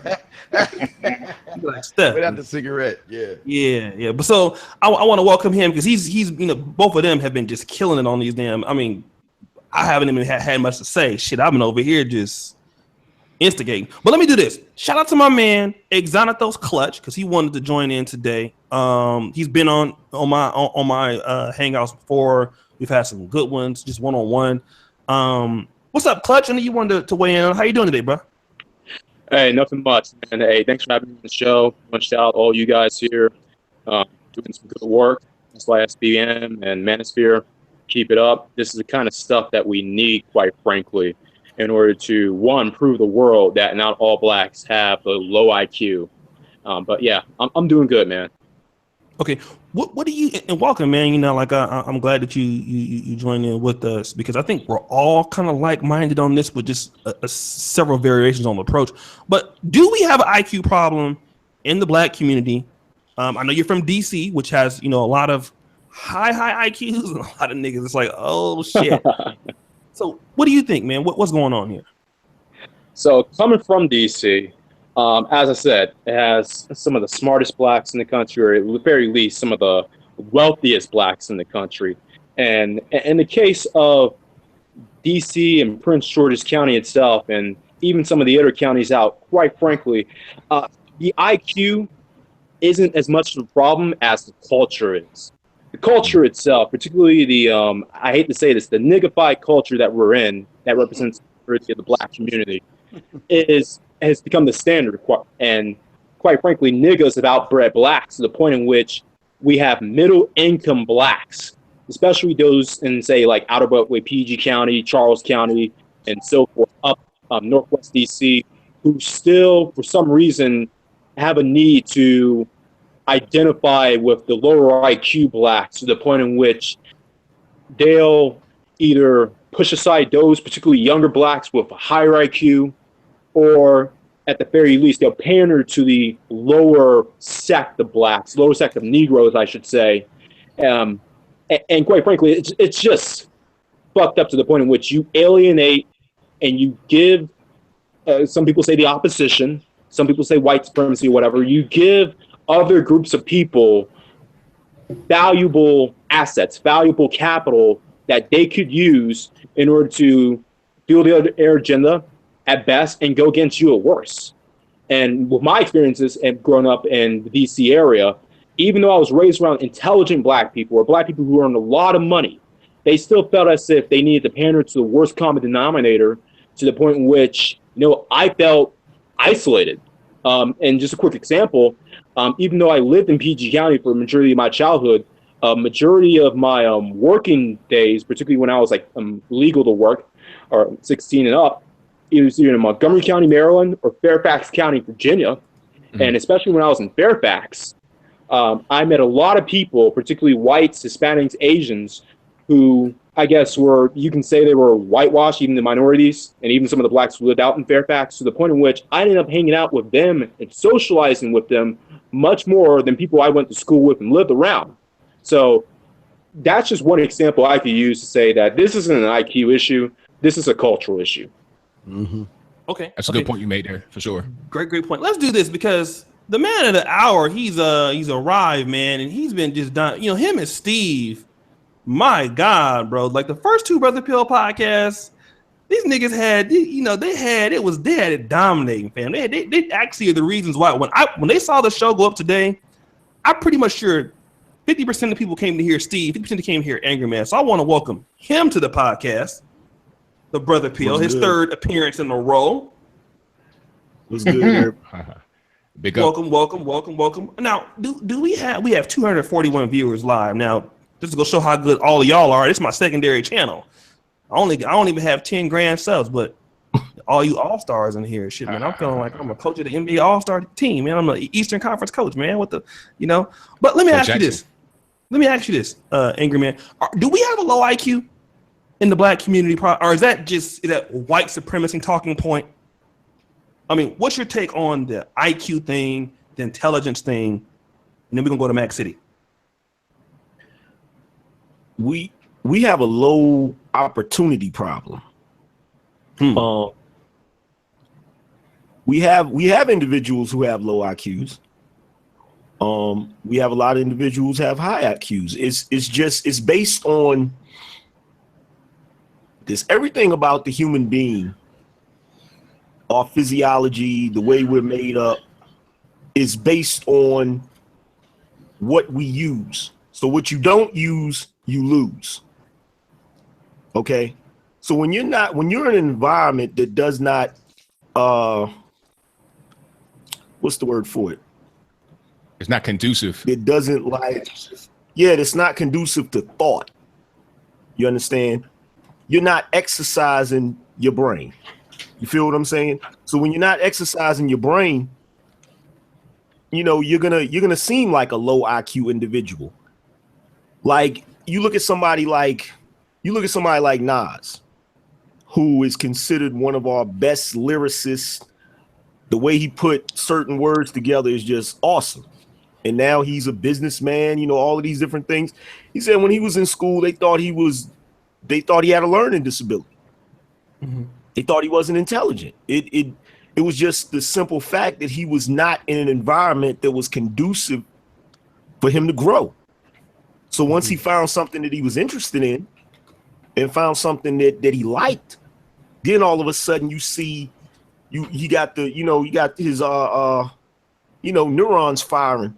Like if you're in a situation where you're not being catered to, where you're constantly being told you're dumb, that's another thing too. If you constantly tell somebody they're dumb, they'll start to believe it. And they, you know, human beings, we are what we believe we are. You understand? Somebody once told me if you pretend to be something long enough, you'll actually become what you're pretending to be. So if somebody constantly tells, you know, inner city black children that they have low IQs and they're dumb, then, you know, it kind of becomes a self-fulfilling prophecy. You know what I'm saying? Until somebody comes along and says to them, no, you can accomplish this. You can do this. You can, you know what I'm saying? It's not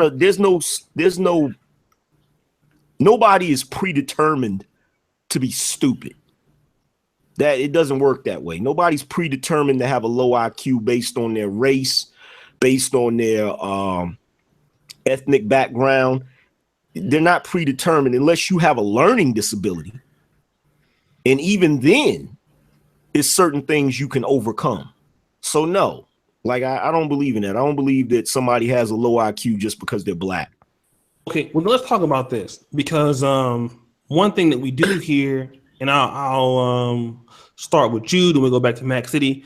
And then we'll go to Steve, and then go back to ABL, and then, you know, hit everybody.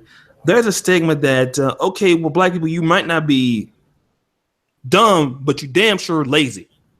Oh yeah, and I gotta talk about this because I was Steve laughing. I was in Africa just last month, and the people that I saw that were just, you know, for example, I'm not gonna say it was low IQ, but I definitely saw like a lot of the same businesses right next to each other, like one furniture store and another furniture store and another furniture store, like right at the same. It's just crazy, you know what I mean? But I did see a lot of people who, now I did see people that were hustling, but I damn sure saw a lot of people who were just on the ass. I saw that a lot. So we got to talk about, I mean, because definitely there's some black people who are not lazy, but do we have, you know, African Americans, are we a group of people who are lazy compared to other races of people in America? I'm not going to talk about Africa anymore. I'm talking about just because we're all African American. In our culture, do we see a lot of laziness? Are we lazy people compared to Asians or other people? Are we unambitious? We're spoiled. We're spoiled. If you think about it, if you look at black people in this country and what we've had to endure, what our ancestors had to endure, you got to think about it. They came here. They were brought here. Some of them were already here and forced to work from, you know, nighttime to nighttime. You know what I'm saying? And even after the Emancipation Proclamation was signed and black folks were freed, black folks continued to do that all the way up until the Civil Rights Movement. And I have a theory that the children of the civil rights movement are fucking spoiled. Like, you know what I'm saying? Like, we're in the shadow of the accomplishments of the civil rights movement, because as much as people try to pretend like there were no accomplishments, there were some accomplishments. Mm-hmm. And, you know, even if you don't want to acknowledge the accomplishments, you have to acknowledge the greatness of that generation. You have to acknowledge how hardworking they were. You have to acknowledge how much they sacrificed. You got to acknowledge all of those things. And I feel like after that, Black people just kind of was like, you know, they always singing, "We shall overcome." I think a lot of us felt like, well, we overcame, now we can relax. You know what I'm saying? Like, now we can chill. Now we can kick back and just enjoy. Because let's face it, every generation up to Generation X, every generation has lived better than the generation before it, all the way up to Generation X. Like, every generation, like, my father lived better than his father lived better than him. You know what I'm saying? So me personally, I think Black people have gotten into a spoiled mind state when it comes to certain things, because you notice it in their behavior nowadays. Like, whenever we want something, instead of trying to figure out a way to accomplish it or pull together, we just start whining about it. You know, like, we're entitled to it. Like, we should have this and we should have that. And you know what I'm saying? Nobody ever got anything without fighting for it or taking it. You know what I'm saying? And we just have this mind state that we're supposed to have shit handed to us. You know, I understand slavery happened. I understand it was fucked up. But at the end of the day, ain't nobody gonna hand you shit. Ain't nobody gonna give you nothing. You know what I'm saying? You put your hand out, somebody probably gonna spit in it and giving you shit. So I think we're just lazy. I think we've gotten to the point where we're spoiled. Okay, let me do this. I'm gonna take the conversation for a little spin, because here's another theory that I heard. I'll start with Mack City Limits. Well, we can also say in Mack, you know, as far as being lazy, well, Black people, you know, if you think about white people and, like, you know, some of these theologies, like especially from the Nation of Islam, mm-hmm. white men, they were cavemen, they were what's the name? What was their name before? He said they called them what did Farrakhan call white people? What, the grafted man? There's a lot. The grafted man, something like that. Okay, so my question is this to you, Mack City Limits. If Black people are the original people, and Black people had all of these resources, I mean, they had, you know, better fertile soil, they had, you know, all of these things that white people didn't have. Then, and if Black people are the first people on Earth, because people hear that all the time, how is it that white people who didn't have any of these things, how did Black people lose not only the best landscape on the face of the earth, but when they are on the earth before anybody else?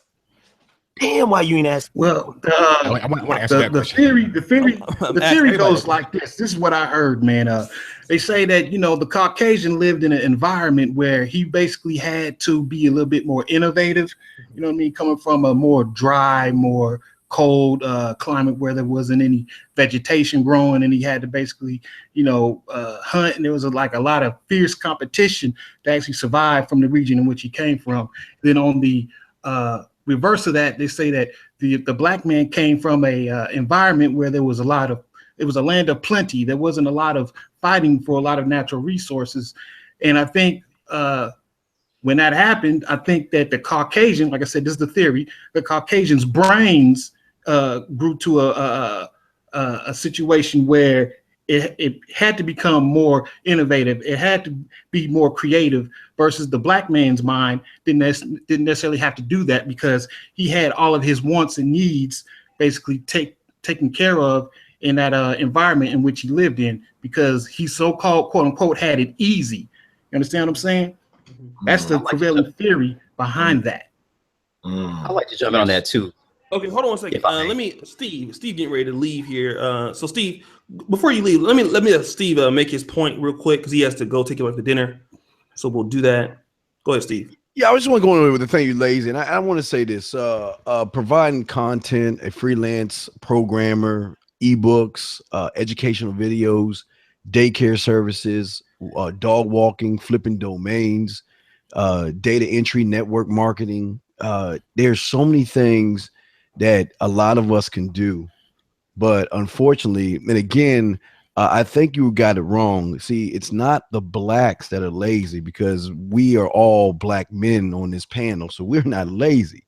It's the niggas out there that are lazy because in their eyes, if they can't get it really fast or it doesn't come in a magic pill and they got to put a little bit of elbow grease behind it, they're not going to want to do it. But then they want to turn around and blame everybody and their mama for the reason why they're in the situations that they're in. We have so many, and like Angryman was saying, and our ancestors, I mean, those before us went through so much shit to get us where we're at right now. We are in a position to day trade, get into stocks, bonds, nest eggs, mutual funds, but who wants to do that shit? Why do I want to do that? That's the white man. I don't want to do no white man shit. Fuck that. You know, it's that thought saying that, you know, anything that you want to do as a business, that it's got to be something about the white man. And I pose this to all the people that are listening to this. How many of y'all motherfuckers are starting a business? How many of y'all motherfuckers, how many days have y'all said, well, I'm gonna start a business today? Oh no, I'm gonna just put it off till tomorrow. Then I'll do it next week. And then you want to complain when shit don't go right for you. You can't pay your bills and all that other stuff.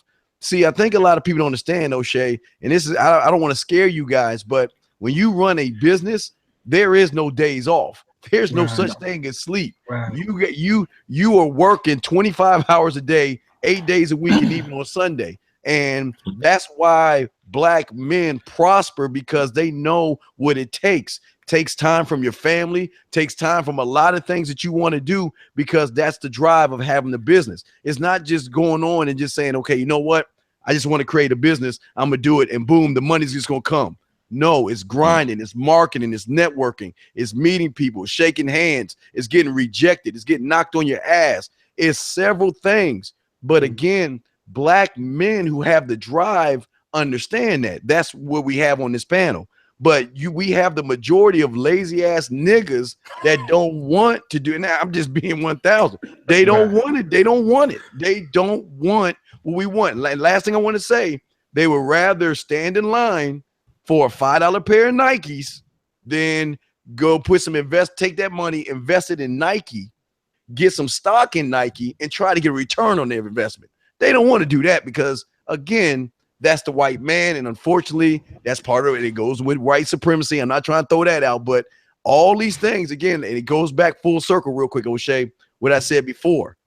They rather listen to the guy that's leading them down the hole than the guy that's going to try to uplift them and make them better. And that's the problem, man. That's all I want to say. But I just want to say real quick, thank you all, guys. I appreciate you all. I got to run and everything, but thank you all. I appreciate you all. Angryman, I want to see you with your cigarette. And but O'Shea, I just want to say thank you as well for having me on, man. No problem, man. You know, we'll be on. You know, I'll do these every day, man, every day. So you can come back. What I want to do is ask ABL this question, and then we're gonna go to Kiri and Xanatos Clutch, because I know Angryman, he can't wait till I come back to him with that one. You know, he look, man, he wanna just chime in right. Hold on, calm down, killer. Listen, ABL. How do we explain this, right? You know, as a group of, you know, if black people are the first people, black people come from or originate in Africa with the best resources, because it's going to go to a follow-up question when I'm asked now. All right. How do you explain black people losing all of that shit and being beat by a group of people who didn't have that shit? And then they take over your shit with less people. How do you explain it? Okay, but what do we lose exactly? I'm not really sure. What did we lose that we had before? So, well, the continent of Africa. Look, you look angry man. So, you know, all of these natural resources, gas. No, that's a good point. That's a good point ABL just made. Yeah. So, I mean, that is a good point, because the thing about it is this. Black people didn't even know those things that they did have. They didn't even know what they were. Like my buddy from Nigeria told me this. Diamonds are rocks. Diamonds are rocks without a white person that's rich to buy it. That's the truth. No, he was like, well, people were like, they had crude oil. They didn't even know what it was. They were just like worshiping it. Like, what the fuck is this? Yeah, I mean, they didn't know how to manufacture it. Yeah, oil has always been here, but it didn't get discovered until the 1800s in Western civilization. So not everybody was able to discover it. It was just there. Same thing with diamonds. Diamonds ain't nothing but rocks. Diamonds are everywhere. Like, I work with a guy that's in Angola with the government of Angola. I was doing some graphic design stuff for him. Like, I was making these big 24 by 36 posters. He was sending them to places like Dubai and stuff like that to try and get investors into the country. Like, hey, we got oil, we got diamonds, we got cobalt, we got zinc, we got all of that. Come over here and invest. The thing about Africa is they do not have the things necessary to be able to extract these resources and use them properly. You know, oil refinery, diamond mining and stuff like that. Like, there's diamonds everywhere, but when the mine closes up, somebody leaves that is in there from a different country, they have no way to be able to get the diamonds. That's just what it is. So what do we actually lose? We didn't lose anything when people from other places came. We've always been who we are in Africa for the most part. It's just a matter of what do you think is the best way to live? The way we have been living for the whole time, off the land, you know, tribal, doing rituals, or it's better to live a more Western style or a more Northern style, I like to call it. Because if you notice, everywhere it's like right around the equator, all countries that are right around the equator, they're all kind of the same. Go to South America, the native tribes there, they live kind of like the same way Africans live. And the same thing, kind of like in Malaysia, Indonesia, a little bit, all around the equator, it's the same kind of way. Once you go north, once you go to Europe, once you go to Asia, like Japan, China, Korea, it's more advanced. Because what my man said earlier about having to live in the elements, having to brave the elements, you got to be able to think ahead, think for the future. If you don't plant your crops right now and store them, you're going to starve in the wintertime. But if you live by the equator, there's no need for that. You could pretty much just eat all year round. There's wildlife everywhere. There's plant life everywhere. So there was no need to have that kind of mindset. That's just my theory about it. It's a damn good theory too. Shit. You never know what Anthony is gonna say, man. But here we're gonna go to let me get to Curie, and then we're gonna get to Clutch, and then we'll get to. Let me do this on a shout out to Officer Charles Faulkner for the super chat of 20, and then Howard Cooper, good stream fam, $15 super chat. Let me go to Curie if he's still here, because I don't have my. You're still here? Okay, cool. And we go to Clutch. How do we explain Black people not being advanced? When they had all the resources and things to be more advanced than other people? I think it's a complicated issue. So we have to think about the fact that Africa is not a country. It's a huge landmass. So sure. Depending on where you're talking about, we talk about, Kush and Kemet and East Africa, they had massive empires and they ruled kingdoms and all that. If we talk about West Africa in particular, there's a book written called Africa and the Africans in the Making of the Atlantic World. And the Europeans were not able to conquer Africa until the Scramble for Africa, which is in the late 1890s or so. But up until then, the Europeans and the Africans were on equal footing. They had trade, they had commerce. And West Africa as a region was very rich and powerful. We all know about Songhai and Mali and Ghana. What destroyed those empires was two things, in my opinion. First, you had inflation because massive amounts of gold and silver were coming over to Africa and Europe from the New World.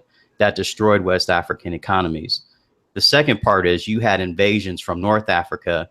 For example, the kingdom of Songhai was destroyed by the Moroccans with English backing.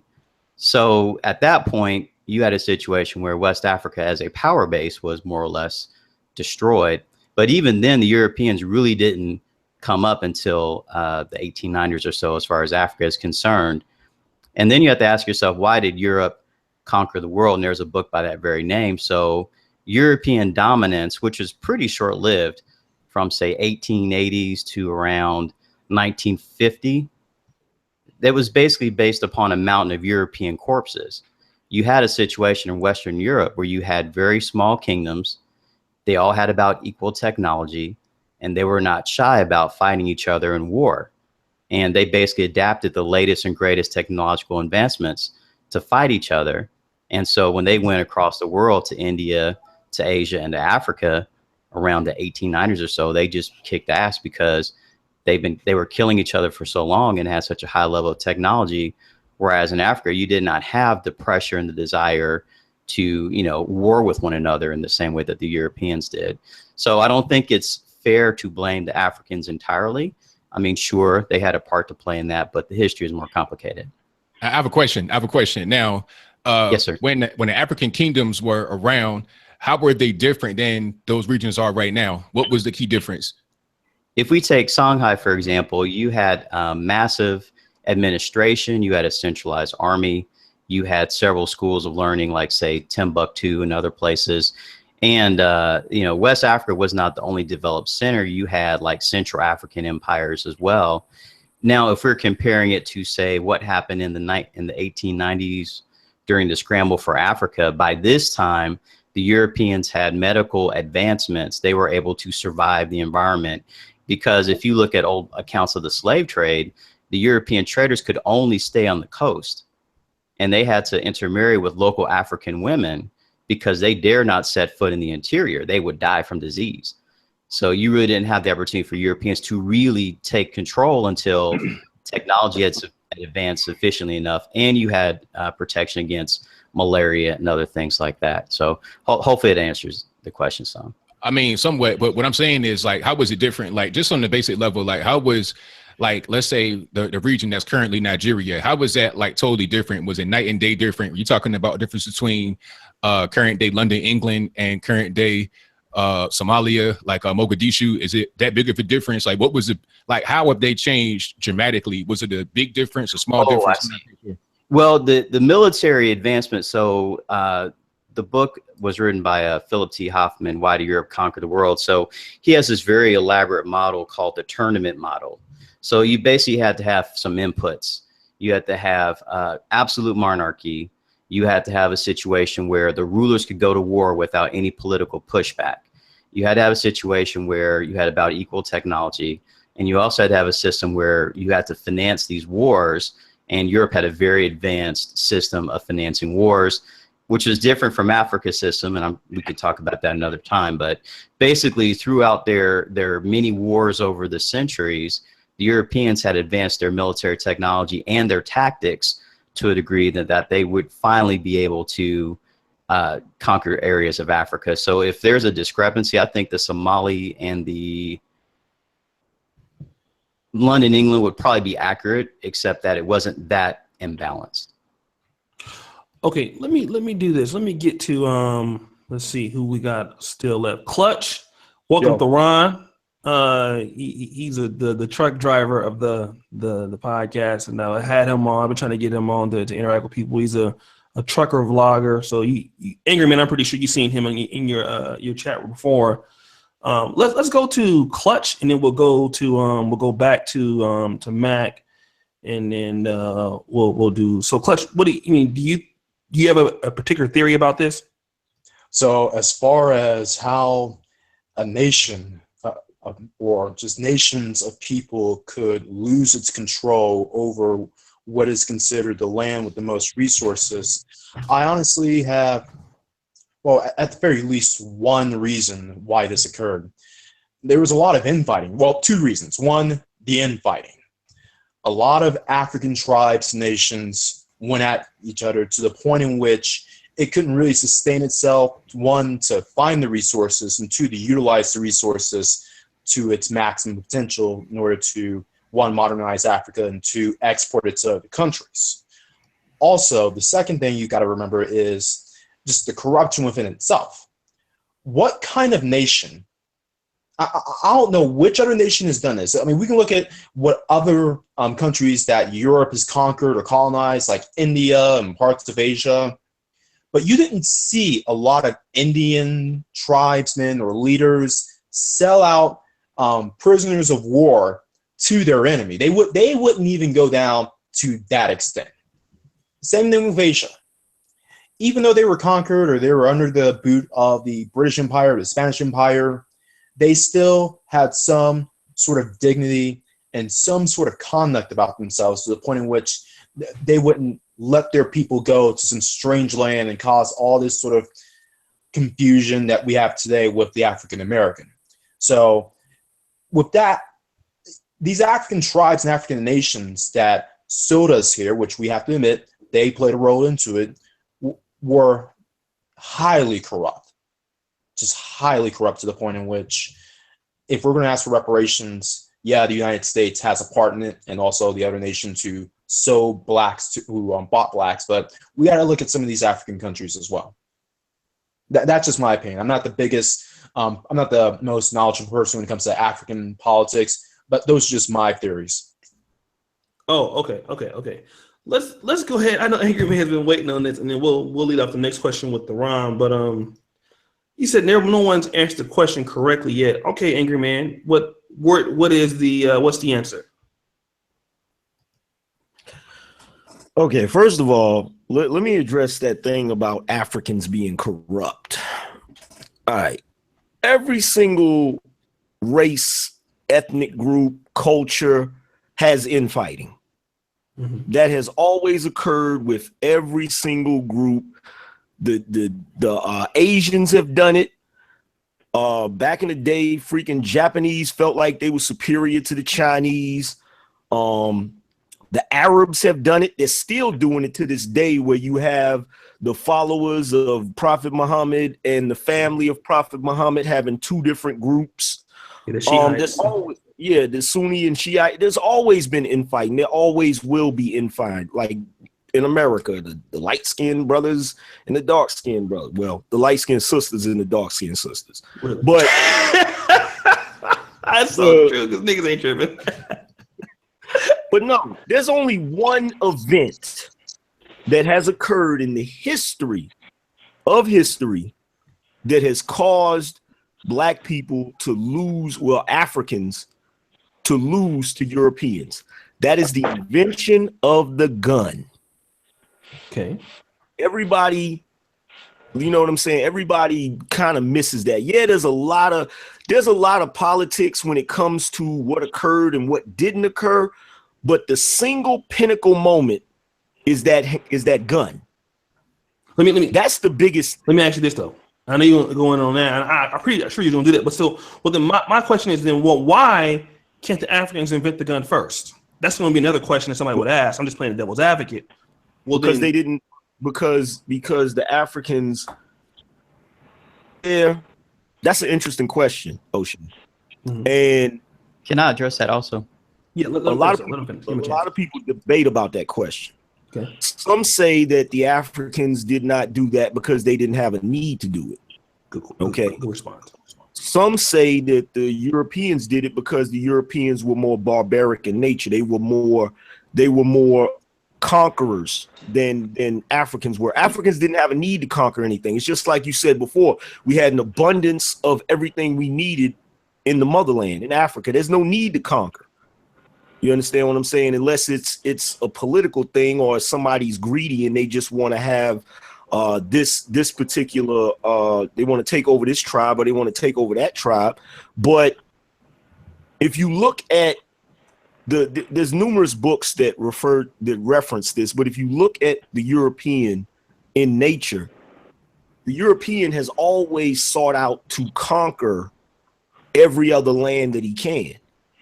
And they're willing to do whatever it takes to do that. So of course they would come across I may be wrong, but I think the Chinese invented gunpowder. Yeah, like that.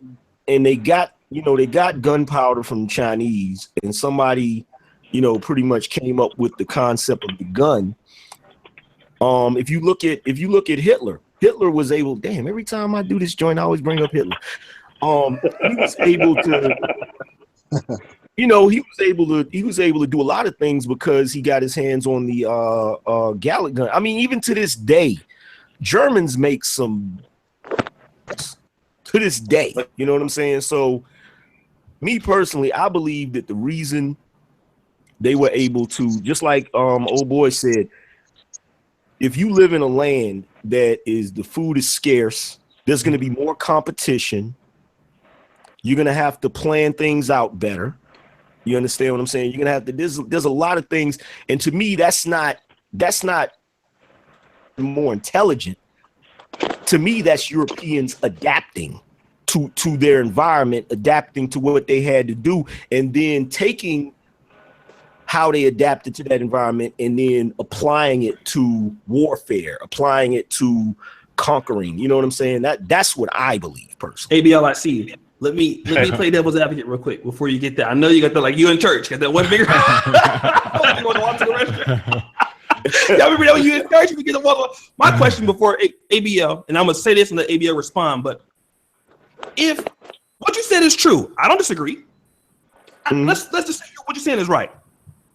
My question to anybody on this panel, and if you can answer it, which I'm pretty sure y'all can't answer this shit, but I'm gonna just say it. Nobody can answer this. If white people understood there was a necessity because they felt a need, they were in the cold, many of them wanted to migrate for better weather. I know Cecil Rhodes had some kind of disease, he needed to be in Africa. So white people, out of necessity, they went and conquered some place because out of necessity to do it. Black people have been oppressed for 400 years. Where is their necessity? Can I answer that? Because can I answer? Yeah, hold on a second. That's a question we're gonna all answer, but let me do this. Whoever can answer that is a genius. I don't think nobody gonna be able to crack that. I gotta get on it right now.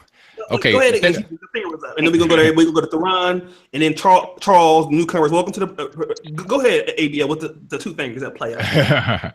Well, here's the thing. Every nation on planet Earth has engaged in warfare. They've engaged in conquering other nations. If you went to Australia before the white man came, it was not just one group of Aboriginals. It was like 900 distinct tribes on the island who all fought over land and resources. That's what it was.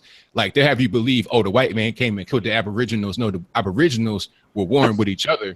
The white man came and did it better than they did, so they were all conquered. That's the truth. Same thing with North America. You had slavery here before blacks came between Native American tribes. That was going on. Where did the Aztecs come from? They were not native to that part of Mexico or Central America. They came from somewhere else and conquered it, right? Same thing happened in Africa. You have tribes that are warring. You saw that with the Hutus and the Tutsis recently. And in Nigeria right now, you got the Yorubas who don't like the Igbo. The Igbo hate the Hausa and etc. The nation is not even all the way. You had the Biafrans. That was more of an ethnic thing than anything else. So you got to look at that whole situation. Everybody war with everybody. The white man just was better at it than everybody else. I think they're better at managing stuff. They're better able to implement systems that they're able to run effectively. That's why they've been so successful at being able to colonize most of the world. That's my humble opinion, because everybody tried to do it. Japan was imperialistic at one point. They had the Philippines. They had most of the Pacific. They had a lot of islands right there. So, and the Chinese took over Tibet. Tibet at one point was a sovereign country, not no more. Look at Mongolia. Mongolia used to be much bigger. It used to be the Mongolian Empire. Like, a lot of Russia was controlled by the Mongols. You know, the Ukraine, Kiev, Ukraine, like everywhere has been warring with each other. Whites war with whites. They conquered whites. Blacks war with blacks. They conquered blacks, etc. That's what it was. That's a good point. I can't argue with that. Can I chime in? Because when you asked that question, I had a really good answer for it. You did. Okay. I'm waiting for that one. Please. Okay. You said where's black people's necessity? Here's the problem. Yeah, where's the necessity? White people, I can't beat somebody at their own game. You understand? White people perfected the concept of white supremacy. They perfected the concept of going around conquering and ruling the world. Okay. Right now, you see necessity in the hood. Necessity in the hood is dudes selling drugs. Hood is people committing crimes. Because whether anybody wants to acknowledge it or not, what white people did back in the day is the equivalent of me coming to your house and saying you got a nicer house than mine and kicking me out of it. It's a crime. You feel what I'm saying? What they did is they perfected crime and they took it to a whole nother level, because just like ABL said, diamonds are just rocks. White people have the ability to create jobs for themselves. They'll take something and make it scarce and then say, this has value. That's true. And then we gotta go along with it. You know what I'm saying? So what they've done is they've sold it up. They've sold everything up. So right now, a black person in America, or black people in America as a whole, if we wanted to stage a coup, as it were, the way white people did and try to conquer something, how are we going to conquer it when they've already set up systems in place so that people can't do the exact same shit that they did? You see what I'm saying? It's like if I do some shit, I could do some shit, right? I could say, okay, I got a master plan to take over some shit. And I perfect that plan, and it actually is successful. Well, the very next thing that I'm going to do after I walk through that door is I'm going to close the motherfucking door. I'm going to put locks on it, and I'm going to put a security system on it to make sure can't nobody else walk through that damn door. It's called the FBI, the CIA, the NSA, and all of them other them alphabets, all of them other dudes. That's what that is. That's why it doesn't matter. We got all the necessity in the world, and we got some smart dudes in the world. But what do you see happen when a black person becomes a drug kingpin multimillionaire that seems to be so smart that he's outsmarting these little groups that the government create? When they finally catch him, what do? They lock him up for the rest of his life. Called RICO. Natural life. Not free. RICO, everything else. Okay. You see what I'm saying? Let's do this. That's how we're gonna go to. We got two newcomers, and then we're gonna go back to Mack City. So I know this is like a one of those. This is my second channel, which is not a big channel. We have 265 people viewing this shit. So this little Brother Pill podcast, man. Every time I do one of these things, they've been on fire. Like the first one, it gets better with each one. So I want to thank all you brothers for making this podcast as it is, because this is like probably one of the hottest podcasts in Black. Was the only one I know that's going daily on Black YouTube, but that's what all. So I thank all of you for coming on.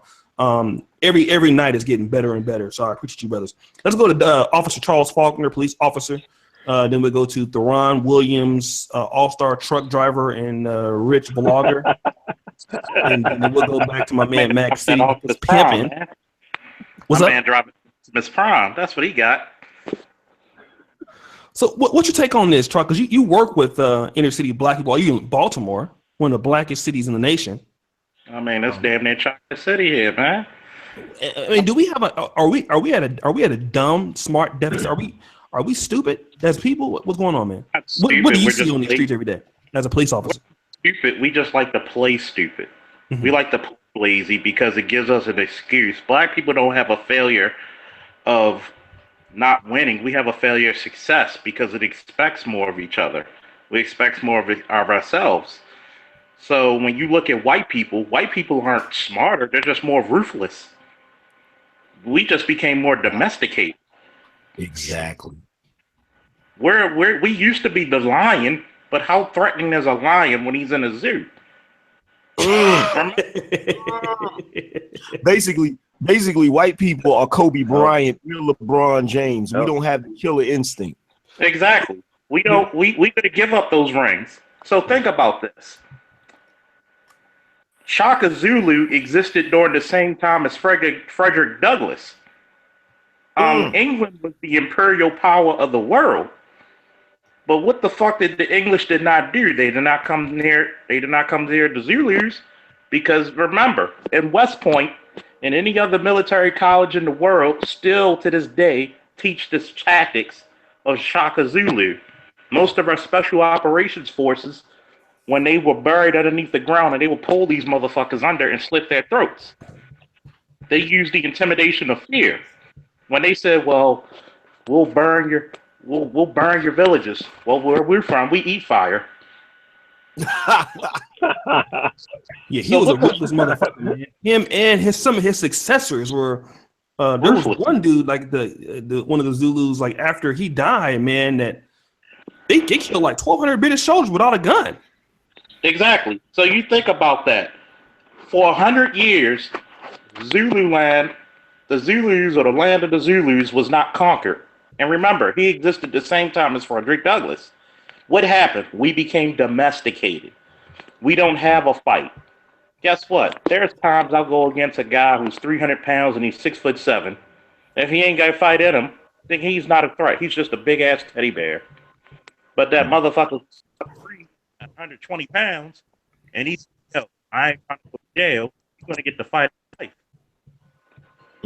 That's true. So that's what happened with white people. White people understood, I'm not going to go back to the ice. I'm not going to go back to killing shit that it doesn't taste good. I'm going to take what you got. And instead, and what happened with black people throughout history are too forgiving and too nice. Let me I'm gonna take it for a spin after this about Christianity. I should save that for tomorrow, but maybe I'll lead into it. What else has Christianity created a lower IQ black community? Let me do this. Let me go to Theron, and we're gonna go to Mack City. What up, Theron? What up, man? You all right? Yeah, man. Glad to have you in here, playa. It's getting a little bit too light skinned up in here, though. Seeing a little bit too light skinned. I don't like that shit, man. Mack City, he looked kind of too light skinned. Clutch definitely light skinned. Light skin supremacy. Yeah, man. I'm gonna have to get you niggas out my chat and shit, man. Y'all might start a singing group in this motherfucker. But anyways, we go to Mack City, then Clutch. All right. So Theron, what are you seeing, man? You're from Detroit. You know, you from the D. You've been all across this country. You drive. I watch your vlogs and shit. Actually, I stole some of your shit from your vlogs. So shout out to me because I get all the good shit. But fam, what do you think? I mean, you interact with brothers all the time, man. Do we have a problem? Yeah, man. I think we do have a problem or whatever, man. As far as the communities are concerned. As a collective group. I mean, I've tried to give game. I've tried to give jobs, you know what I'm saying? The brothers or whatever trying to come up, few brothers or whatever that came home and needed work that actually had, CDLs or whatever. And I think it goes back to the work ethic being the major issue as far as not wanting to do anything. And I don't know if it's necessarily being afraid of success or being codependent on whomever that they actually have there. I mean, wasn't nobody there with me when I was eating, spam out of a damn can, trying to save up to put a down payment on this truck.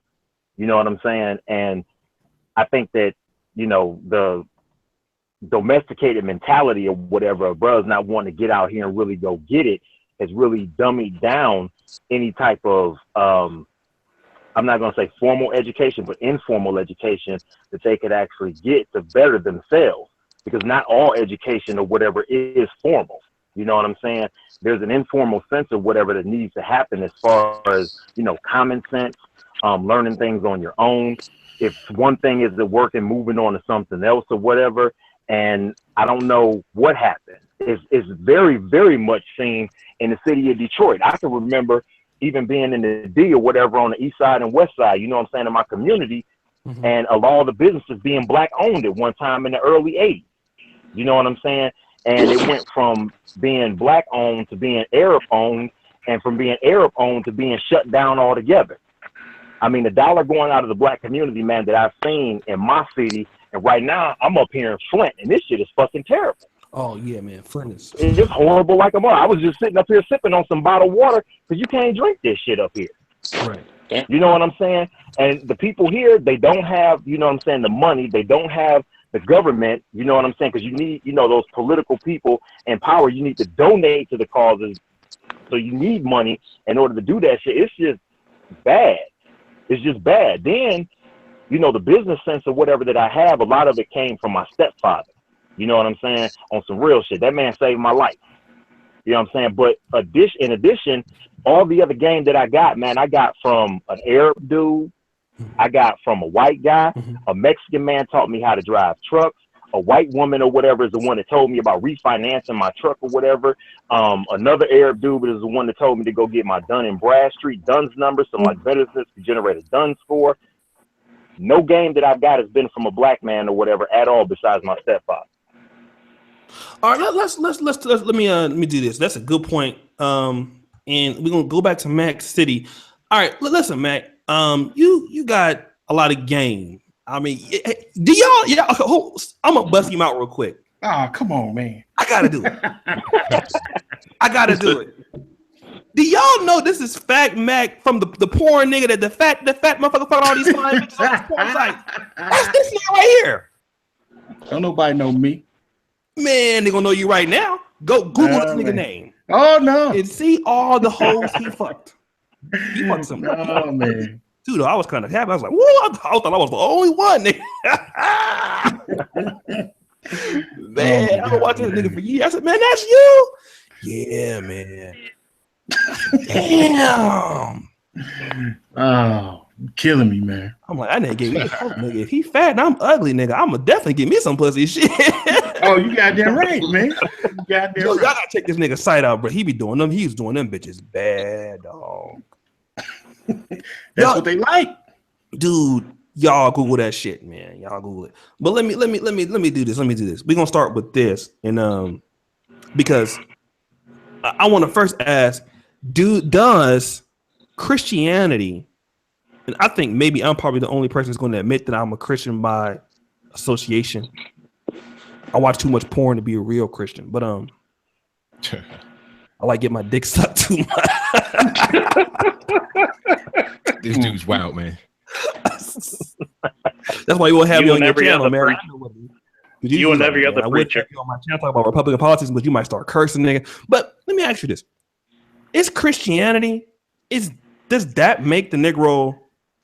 I mean, are we stupid by the religion that we have, like in our bread and circus centers of like the way we have church, running around, jumping around and shit all the goddamn time, sweating, Holy Ghost, all of this, speaking in tongues, like.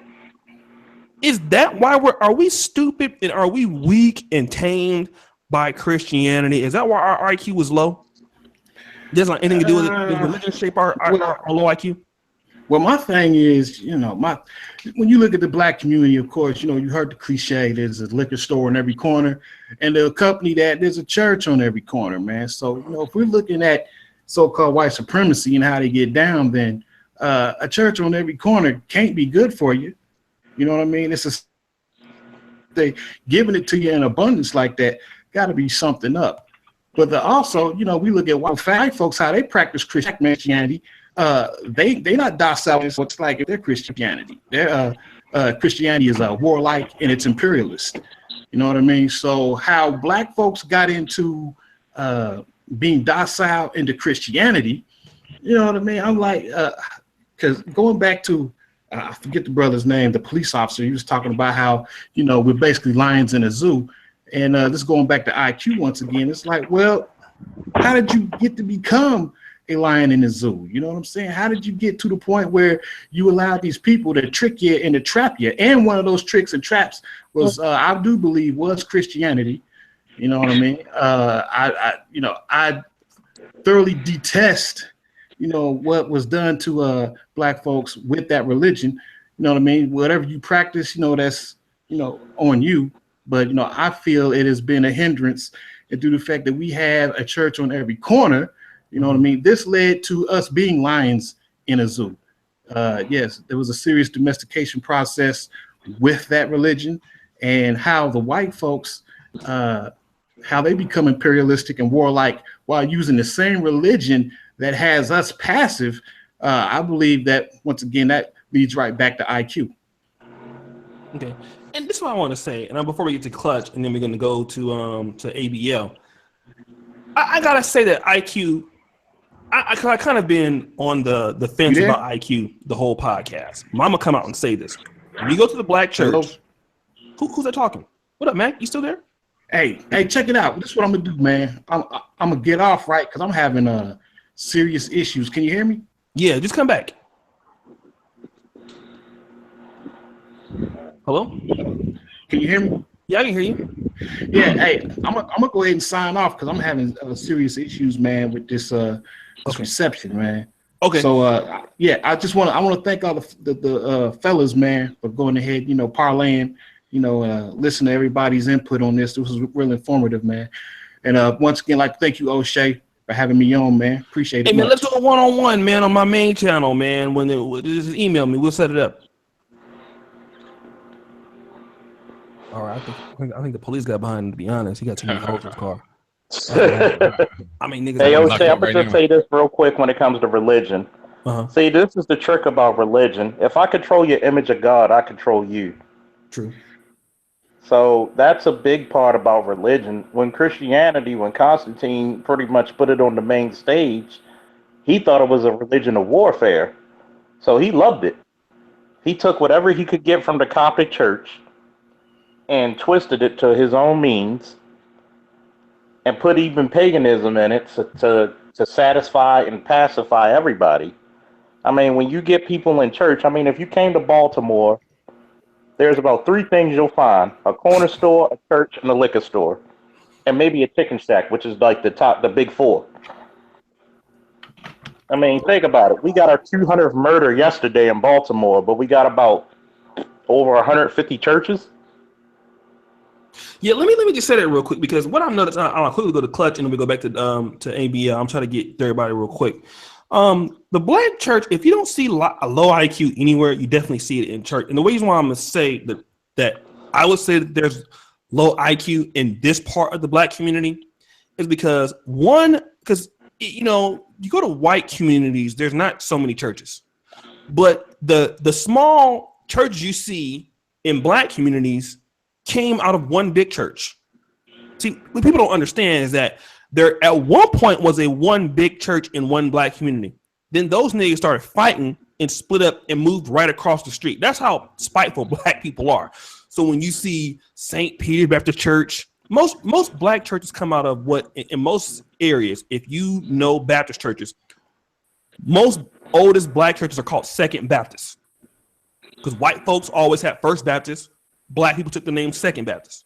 I can guarantee you the oldest churches in any city are going to be named Second Baptist Church or Shiloh Baptist Church. Don't believe me? There's a Shiloh Baptist Church in every black city. And it's old as fuck. And what you see is all of these church splits, they come out of these churches, and they, that's how you can see, disunity, no unity, and a lot of chicken shack churches coming out of one big church that came a long time ago. Like I said, any black city, you're going to always see Second Baptist. You'll always see, because First Baptist is always white. You will never find a black church for the most part called First Baptist, but you will always know that the old mother churches of black communities are Second Baptist or Shiloh Baptist Church every fucking time. And you will see all of those churches that you see is out of Second Baptist or out of Shiloh Baptist. You can't make this shit up. All right, let me do this. Let me go to Clutch, and then we go right back to ABL, a new topic. Hey, has Christianity made black people dumb? Well, before I answer the question, it's been proven. Oh, I don't want to say. Yeah, it's been proven that I'm not trying to insult you, O'Shea, in this, but there is a correlation or a negative correlation between IQ and religion. Mm-hmm. So let's just straighten that out. But as far as Christianity just making blacks dumb in general, I'll say this: Christianity has made blacks a lot more complacent, in that a lot of blacks tend to think that if they just rely on the Lord or a higher power, then everything will be okay. This is the reason why, especially in the United States of America, slavery lasted as long as it did, compared to places like Haiti, where they had their revolution and they were able to overthrow the French and kick them out. Christianity, particularly American Christianity, at least the kind that was pushed on slaves and African Americans afterwards, was used, in my belief, to basically pacify African Americans from causing some sort of revolt or revolution, or to sort of not get them to realize the condition that they're currently in. Yeah, granted, a lot of them did suffer and were aware of their status of being on the bottom of the totem pole or of racial discrimination, but a lot of them felt that had some sort of comfort in whether it's in an afterlife or some sort of final justice that they believe that Jesus Christ put down eventually. But the point is this: if African Americans were not given this religion, particularly in the way that whites in America gave it to us, then I believe that there would be a lot more progress, whether it would have been revolts, revolutions, or just self-sustainment within the African American populace. Let me good point. Now, a brother just I'm gonna let ABL let's say AB. I'm gonna ask ABL a question also, but I do want to recognize Alan Roger Curry. Alan Roger Curry, if you want to join the stream, you're more than welcome to do so. Just listen. He must got some hoes over there. I know what this is about. He practicing his mode 1 method with somebody, you know. But shout out to Alan Roger Curry. By the way, your article is trending again on the website. That's not nothing new. Your last one you wrote about are you a 5-star lover? Well, let me ask ABL 2 questions. So ABL, I'm gonna ask you about the Christianity. Do you think that Christianity? Do you agree with these brothers? Because what Angryman said and what Charles said is very, and even Clutch, it's very, and I'm gonna get to Kyriaki Jones next. It's very, it's a very pro-black kind of statement what they're saying. Do you agree with what they're saying that Christianity has made black people docile? They've been brainwashed. Okay, no. Let me answer the question. No, because the thing about it is most of us right now do not follow Christianity, even if we're in the church. I mean, look at all the babies been born outside of wedlock. You got 72% babies born outside of wedlock, single mothers. Now, if we're so Christian, if we're so adherent to Christianity, what's going on with that? Doesn't it say in the Bible, like that's like not a good thing? You shouldn't be an unwed mother. I mean, I'm not necessarily a Christian, but I know you know what I'm talking about, O'Shea. You know what I'm talking about. You know that say it again. We do not follow Christianity. We got 72% single parent household rate. A lot of us are in there just to, it's a fashion show. And come on, O'Shea, you make shows about how the pastor being there, pastor do you wrong with the Balenciagas on, in there pimping. Look at Eddie Long having sex with the church members, the men, the little boys, a pedophile, and then the church member still was going to his church. We ain't Christian. So how can the religion that we do not follow have an impact on us in a negative way? The problem is the lack of 2-parent households. That's what's making us weak and docile. That's what's making the men behave more like women and women behave more like men, right? It's no commitment between the parents in the black community. That is the problem right there, because you could look at Islam. A lot of us have subscribed to Islam, but look at Philadelphia with the murder rate going on, where you got all these mosques, dudes talking about Aki, this, that, and the third with the big beard, but yet it still does not help because it's not addressing the core problem. The core problem is the lack of family structure in the black community, the lack of more character that is caused by the lack of family structure. That's the problem. Okay. Let me do this. And this question, brother Alex, and then we're gonna go to Kyriaki, then Angryman. I'm trying to get to everybody as much as I can, but so Alex Clayton, he says, are African American males at a disadvantage graduating from HBCUs or foreign institutions professionally? In 2017, wouldn't attending a historically black college limit our IQ and cultural understanding of others from lack of exposure? No. Why not? Because in order to be a successful black man, you have to assimilate in this culture. Yo, who asked that question?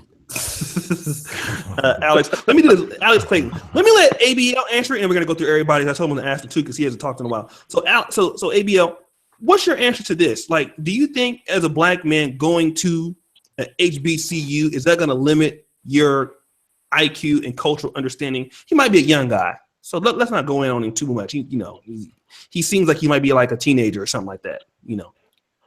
Well, so it depends on the school. It depends on if it's a good school or a bad school. Okay. And your IQ, I don't think it's going to be necessarily determined by a college. Your level of education, which what you're able to learn from the college will be affected. But it all depends upon if it's a good college or not. If you go to a bad HBCU just for the experience, and it also depends on you. What are you going there for? Are you going there for the girls? I mean, everybody know that if girls in college, that's going to happen. You're going to date. You're going to do whatever you're doing. But is that your sole purpose? Do you see the girls? Is that going to be a distraction? Or are you going to focus on your schoolwork? What are you going there for? What's your major going to be? Do you have a major? Do you have a career plan? That's going to be the most important thing for you going forward in the future, not necessarily a black college or a white college. You got to have a game plan, understand where you're going. Is it a good school? Is it going to help you? And you'll be all right. Okay, let me go to Kiriaki Jones. He's been waiting for a minute, and then we'll go back to Angry Man, and we'll be ready to rock. So, Kiri, what do you think about this? About the HBCUs? Yeah. Yeah, I didn't go to HBCU. I went to kind of your regular old university, so I really can't speak on it too much. So I'll defer to the panel on that. But what just kind of, I mean, I went to HBCU, so I can kind of talk about it. But what would you think? In general, my school experience, I think, was what I took away from school. I learned how to study properly, and I also made a lot of connections. I met my wife at college. I have friends from all over the globe that I still talk to this day that I met in college. I've gotten, job offers and things like that based on my connects. So from that perspective, I could see the value and maybe, I really don't have a strong opinion either way, because on one hand, I could see how going to an HBCU could help you form some really tight, connects. The other side of that, though, if you go to a more diverse school, you're going to have more peoples from other countries. And we do live in a global village, For example, my son right now, he is 8, but ever since he was 4 years old, my wife has been making him go to Kumon, which is like a cram school. So he does his normal schoolwork, but also every day he does advanced math and science and all of this. And this is how they, do their kids in Asia. They go to school 6 days a week, and they go to cram school after their normal school. So I think that in this global marketplace, I do think that, kind of bringing up a slightly different topic, Black folks are at a disadvantage because we are competing with people from all over the globe with intact family structures and, quite frankly, a stronger education ethic. So that's all my thoughts on that. Okay, let's go to Angry Man. He said I've been skipping him. You gotta watch him, dude.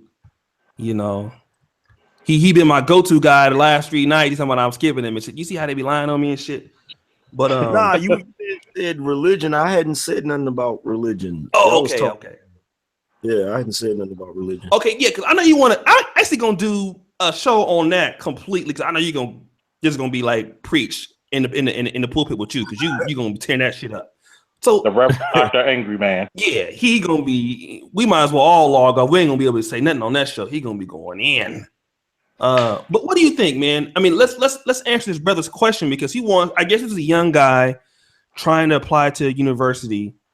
And don't roast him, because he probably don't understand. You know what I'm saying? He just probably want an input. Should he go to a black college, and is he gonna lose culture in doing that, in your opinion? What he should do is what every other race of people do, is find out which college is the best college for him to go to and go to that one. Yes. That's the bottom line. And that is to say, like, would he be at a disadvantage for going to, like, I think I heard somebody else say that, and I don't mean no harm to him if he's a young brother, but that statement is like the dumbest statement or question I've ever heard in my entire life. Like, this is, I don't mean no harm, but this is how we do as black people. I'm gonna show you what we do. Right now, we're talking about how we don't have any intact family structures and we don't have any black communities, right? Mm-hmm. So let's say this becomes a big issue, which it is, and brothers like me, brothers like you, we fight, and now we have whole communities again, like Black Wall Street. You'll have somebody saying, do you think it's a disadvantage if I lived in a black neighborhood? Like, come on, man. How many times do you hear Jewish people say, do you think it'll be a disadvantage if I go to a Jewish private school? You don't hear that shit. That is a you don't point. hear it. Like, it's a matter of if it's a bad HBCU, it's a bad college. Mm-hmm. The fact that it's a HBCU has nothing to do with that. It's just a bad college. You understand what I'm saying? Like, you have bad white colleges and good white colleges. You have bad HBCUs. You have good HBCUs. That whether it's a HBCU or not should not be the determining factor. Whether or not it's a good college in good standing and has what you want and what you're trying to accomplish, determining factor. That's my opinion about that. I do see where he's coming from, though, because if you got a choice between two colleges and they're both good, they're both kind of equal as far as education is concerned, the same kind of programs, and you're trying to narrow it down. Like you may have 8 colleges in front of you and you're trying to make a decision. He's not really sure. And he's trying to say, okay, do I want to go to HBCU? Do I want to go to a white one? They're about the same as far as the price, as far as the education. So I see where he's coming from. If you're coming from that perspective, trying to narrow it down. Yeah. Let me say this. Well, I mean, go ahead. Morgan State's one. Then it just becomes. I'm sorry. Go ahead, Angry. No, I was gonna say. Then it just becomes a matter of. I guess then it boils down to which one is closer to home. Which one, there's a bunch of other factors that's gonna play into that. My thing is he should be basing the decision on the how highly ranked that school is. If he gets accepted to it. Here's what I will say real quick, and before we go to the other panelists, I went to Howard University for 2.5 years, something like that.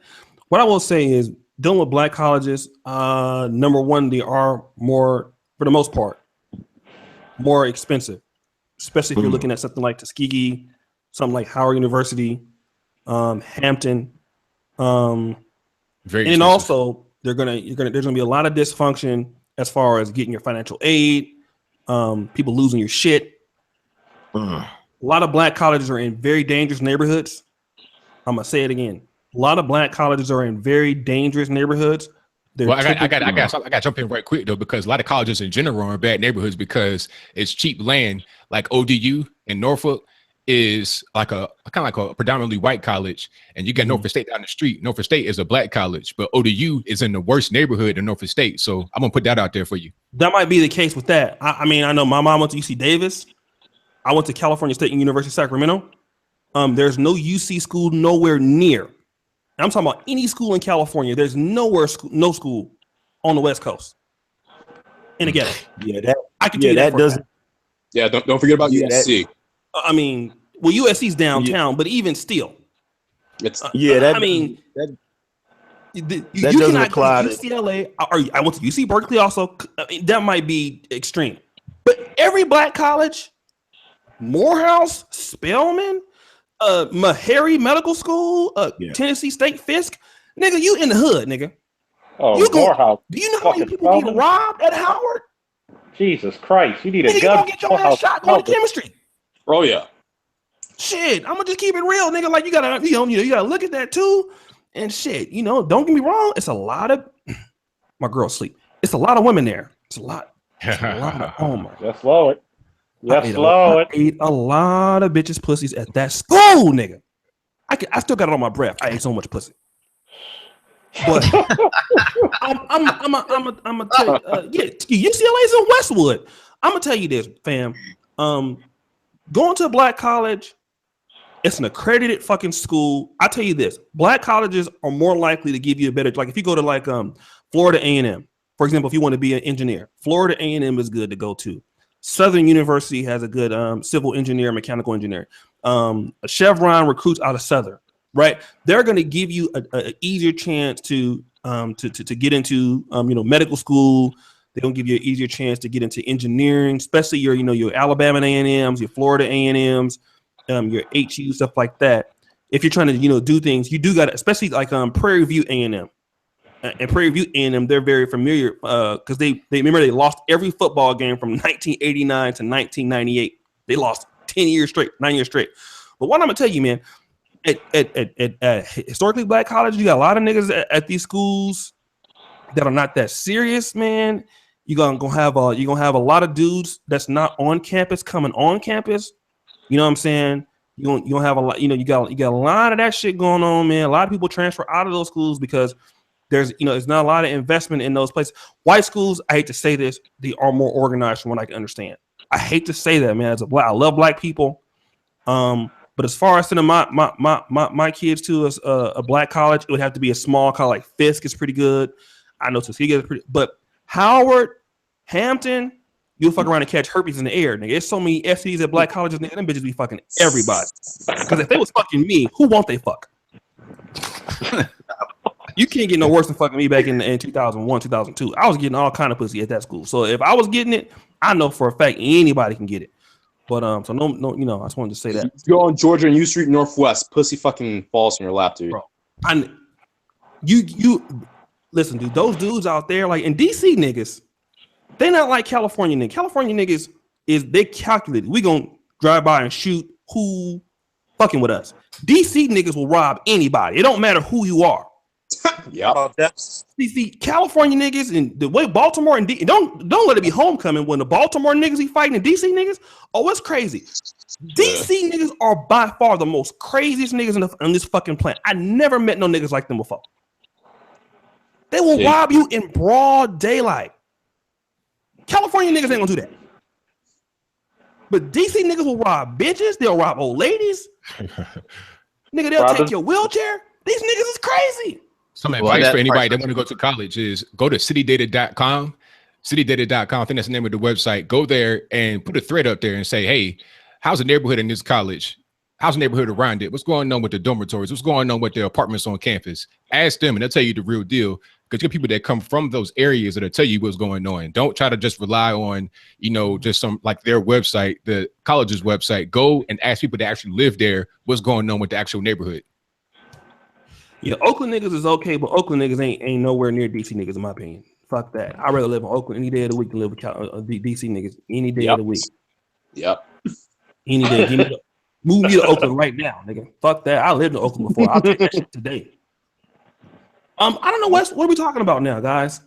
We've been on here talking. Oh god, I'm hot to the motherfucker. But yeah, I wanted to add to what I think I heard a brother say that he was trying to figure out how white people could have Christianity and conquer the world, and that same religion make black people docile. Is that what he said? I don't know, but that's a good point. Let's talk about it and we'll get everybody's opinion. For one thing, white people don't practice Christianity. Oh boy. They don't. It's about to be fire here. Not the Americans anyway. No, they don't. It's window dressing. It's window dressing. If you look at white people have done something very ingenious, in my opinion. They've made black people go away from our original rituals and practices and all of those different things and Christianity. And I agree with what ABL said. Black people are not really true Christians. We just take the messed up part of it. The indoctrination, we all for that. We practicing that every day. But if you look at what white people practice in reality, you were talking about DC. DC is a prime example. They make us think that the Egyptians were evil. They make us think what they practice were evil. They make us think what Haitians practice. They make us think voodoo is evil. They make us think everything that is traditionally African is evil. So you got to ask yourself, if all of that stuff is evil, why is it when you go throughout this country, you see all of those symbols just in a whitewashed form? That's that hidden knowledge. Why would they have a white obelisk in the middle of Washington, D.C.? Why would they have Abraham Lincoln sitting in the Lincoln Monument in a traditional way that the Egyptians had their pharaohs sitting? Why do they? Can I touch on that one real quick? It's what you call invoking your ancestors. White people steal the fuck out of that from us. Think about it. We talked before, Angryman, on how the 80s cartoons in particular, the one thing about white people, they'll give you your history, but they'll disguise the fuck out of it. Oh, yeah. Think about it. When you look at the show He-Man, what did he say? By the power of Grayskull. It wasn't Castle Grayskull. When you actually read the script, the Bible of the show, he was invoking the power of his ancestors, King Grayskull. When you look at Thundercats, what did he say when he wanted to see events that happened all over the planet? Sword of Omens, give me sight beyond sight. And where did the Eye of Thundera sit? Right on where his pineal gland was. Yeah. A lot of stuff is disguised. So what happens is that they'll disguise it and they'll tell you everything black is evil. When in the Egyptian culture, everything black was good and anything red was evil. Yeah. When you look at religion, you got to understand something. The Arab man gets his heaven on earth. The Asian man gets his heaven on earth. If I need a religion that says I gotta wait to die till I get to heaven, I don't need that shit. Can I ask a question to Charles? Yeah, go ahead. Charles, I know you're a police officer, and I also spend a lot of time with our local sheriff's office here. So, getting to your point you just made, how many people that you work with are actually, practicing Masons? Because in my former department, and even in other political bodies, there were quite a few people hanging out at the Masonic Temple on Saturday nights getting crunk, if you know what I'm saying. Oh yeah, I mean, there's plenty of Masons. Like, see, the Masonic temples are like fraternities. Like, it's so much connection you get. I mean, Exactly. there's people who don't understand the fact that, one thing I give about the Masonic temples and the Masonic, anybody who practice that, is that they're tight. There is no bullshit. That's my brother, let him go. Oh, that's my brother, give him the job. Yeah. Black people have gotten away from that. Every other race of people, every other culture, every other system has been tight. We're not going to let you do this to him. The only time we have loyalty is to motherfuckers who commit mass crime. Yo, free my nigga Day Day. What did Day Day do? He raped 4 girls. He shot 3 people. I mean, robbed 3 banks. Keep that motherfucker in jail. Well, see, I asked you that. I'm sorry. I asked you to make a kind of a point. So we talk about high IQs. I'm sure a lot of these people hanging out at these Masonic parties who are members of law enforcement, city councils, the mayor's office, and big business, I bet they're all high IQ hanging out. You got to understand about the IQ. Pretty much black and white people have, for the first 3 out of 4 parts of the major parts of the IQ, we're equal. Most of it is because of colloquialisms and vocabulary. Like I said in the chat, a lot of black people do not own a thesaurus and a dictionary anymore, or a set of encyclopedias. Why? Because we got too reliant on the internet. We don't like the research. We want everything easy. So the 10% that separates blacks and whites is due to the fact that how long do you keep your kids studying? How long do you find out what is my kid good at, when it comes to the subjects of school? And what type of words am I, like the other day, my son will be 10 years old tomorrow. Happy birthday to Charles III, by the way. It's the fact that happy birthday. We'll go over the phone and we'll go over certain vocabulary words, like the word disgusting, and I'll test them to see what it means. What does disgusting mean? Something that tastes nasty. Correct. So when you have something and going over little words with your sons and your daughters, I mean, my mother and father were great at that. They gave us flashcards. Whatever happened to flashcards in the black community? And I said this once before. I could tell a lot about a person about what's on their shelf. And being a police officer, you're privy to being in a lot of people's houses. One of the major problems is, do you have any books? Hell, I'm lucky to see a goddamn bookshelf. Yes. Nice fancy furniture, but not a damn bookshelf.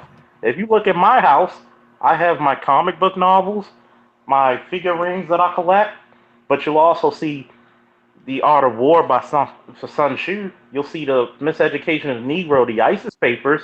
You'll see books on chess and psychology. Look at ABL. Exactly, ABL. Exactly. And the one thing about it is, ABL crazy. the one thing when it comes to education, We believe as black people, education begins and ends in a school. When education really begins in the home. Yeah. That's why I Exactly. always said, that's why I always told people the most important places to go education from zero to 10 years old is with the mother. After 10, that boy needs to be with a father. Why? Because especially if he's a black male, the world looks at you differently. When I had this one debate with a guy last Mother's Day, last year's, happy Mother's Day to my mother. I said, how the hell can you say happy Mother's Day to your happy Father's Day to your mother when she's your mother? Well, she told me all that I need to know as being a man. I said, how can you Yeah. to be a man when there's so much she benefits from being a woman? Yeah. Let me do this, you guys. So listen, I don't know, Angry Man, are you getting ready to stream tonight again, or? Probably in a little while. Okay, I wanted to say if you wanted to lead on to this stream because it's 2054. Listen, it's damn near 4:00 in the morning here in Poland. I gotta watch porn at least till 4:30. Cutting into my porno time. Give it up. But anyways, man, I know I'm gonna try to do these. I know we got a lot of people that always want to get on these. Once again, let me just say, first of all, let me give a shout out to Angry Man personally, because last year he made a very inspirational video. Black Men Need to Commission. I took that shit and I really ABL, man. Okay, you can read, nigga. I see. Let me see it again. Which one is that one? Come on, put it back. Let me see. It's called Black Washington. Y'all was reading that. I was buying Black Tail. ABL. Don't let your white audience see you have that last book, dude. Oh, everybody already know. I did a stream about it, so it's all good. Oh, okay. They didn't. Okay, cool. So what I want to do is I really want, he made that video. I really ran with it. I asked him, could I be a part of what he was trying to do on YouTube and that vision? And I'm just trying to live it right now with, trying to do what he intended for, people to do, which was come together. And it has happened, we're trying to build more for Black male entertainment. This is the third podcast I've done called The Brother Pill. Something that actually rhyme, because I wanted something called The Black Pill, so rhymes to no, called The Brother Pill. So I did that. And this is the third night. And I can say this is my secondary channel. I don't even get 240 live viewers sometimes on my main channel. So that's because of all the all-stars. So I personally want to take the time to thank Angry Man, because his third night coming. He's really lit it up. Everybody, man, from Anthony Brian Logan. He must got a text in his little side piece on the side. I see you, player. No. The booty pics from YouTube, man. Look, that's why you. That's why. Look. That's why you. I know that great. Man. Everybody from BBL to Officer Faulkner here to Clutch. Everybody wants to get involved on these things, man. This daily podcast, I've been getting emails. Everybody's excited about it. So this is a daily thing we're gonna be doing, and everybody wants to talk on these, man. These live podcasts. I think all the fans. If you're in the chat right now, why y'all haven't liked the video? Like the video, right? Because like the video, we appreciate it. Just keep the likes coming up. You guys know that if you do like the video is good. So I really want to thank Angry Man. And then I want to thank, all of you personally, especially ABL. He comes over, he has a huge channel, doesn't even really need to come over, participate in these because he is a bigger following than any of us, but he does anyway. Clutch, Theron Williams, Kyriaki Jones, I want to say something very, very quickly about him. I wanted Kyriaki Jones to come help me with the Negro Manosphere. And I'm pretty sure he don't mind me saying this. He's one of the first people I reached out to write. And anyways, he went and helped with the SaveYourselfBlackman.com. And I can say the work he's doing over there, man, it's amazing. You guys really have it going on. I am jealous because I wanted your black ass over at the Negro Manosphere with us. But nonetheless, you're doing a great job over there, man. You're really doing a great job over there. It just goes to show that intelligent people really do intelligent things. So what I'll do is I'll start from Clutch. You guys shout your channels out. Tell where people can find you. I put you in the description. We'll go him, Theron, Curie, Angryman, Charles, and then we'll go ABL. So first of all, I want to thank you, O'Shea, for letting me on to this podcast hangout. And for everyone else out there, go ahead and check my channels. Xanatos Clutch, the links in the description, as O'Shea stated. And what I'm going to do, I know I'm sort of the great critic, and I'm sort of known for giving the delivery more in the lines of your David Carroll, Japan's Risen, Queasy 100s. But what I'm going to do is give back to the Black community by doing a series called How to Join the Elite. Tips on tips on how to become a better Black man, or a better you, essentially. So, or just a better man in general. So for all of you, it's going to be my version of the rabbit hole series that David Carroll does. Only this time, I'm going to put in some more constructive inspiration for the men out there. So go on ahead, sub to the channel. I'm going to upload part 1 tomorrow on that. So watch out. Yeah, man, and we always collaborate. You know, we've done one-on-ones before. They've been very successful. So you're always welcome in. Who's the next person in line? Is that Theron? Let's see. What up, T baby? Oh, take yourself off mute, man. You just talking into there, man. Can't nobody hear you. You on mute? Yeah. Okay. He's rapping. Yeah, he's in a rap song. I want to say, I want to say thanks to everybody on the panel, man. It's a real honor to even be on here. You know what I'm saying, with y'all. I'm just I'm a blue collar dude, man. Straight up across the board, man. I make my money. You know what I'm saying, by the sweat of my brow, from state to state, city to city. So if y'all want some live vlogging or whatever, mixed with some, commentary and everything else, man, check out my channel, Theron Williams TV on YouTube. You gotta check him out, man. He got some Casey Neistat type shit, man. For like, his vlogs are the truth, man. And I want ABL, I want you to check him out, dude. You know, we got dudes on this panel from 100,000 subscribers to 200 subscribers. You know what I mean? And so yeah, ABL, you gotta check him out, man. He got some really good stuff, man. He real good potential. My man Kiriaki Jones, what's up with your player? What's happening? Kiriaki Jones. I'm a big advocate for freedom, justice, and liberty for the brothers. I feel like brothers should do them, make the best decisions for them, because by making decisions for you that puts you in a position of maximum safety and advantage, you'll be in a position to help other brothers. That's my philosophy. I rep SYSBM, Save Yourself Black Man. You can catch me on Kiriaki Jones too, because the Scraggle Daggles flagged down my first channel, and I'm still butthurt about that. And that is all. Hey, they flagging like shit, man. They got me too. So yeah, they did. They got me on the main joint.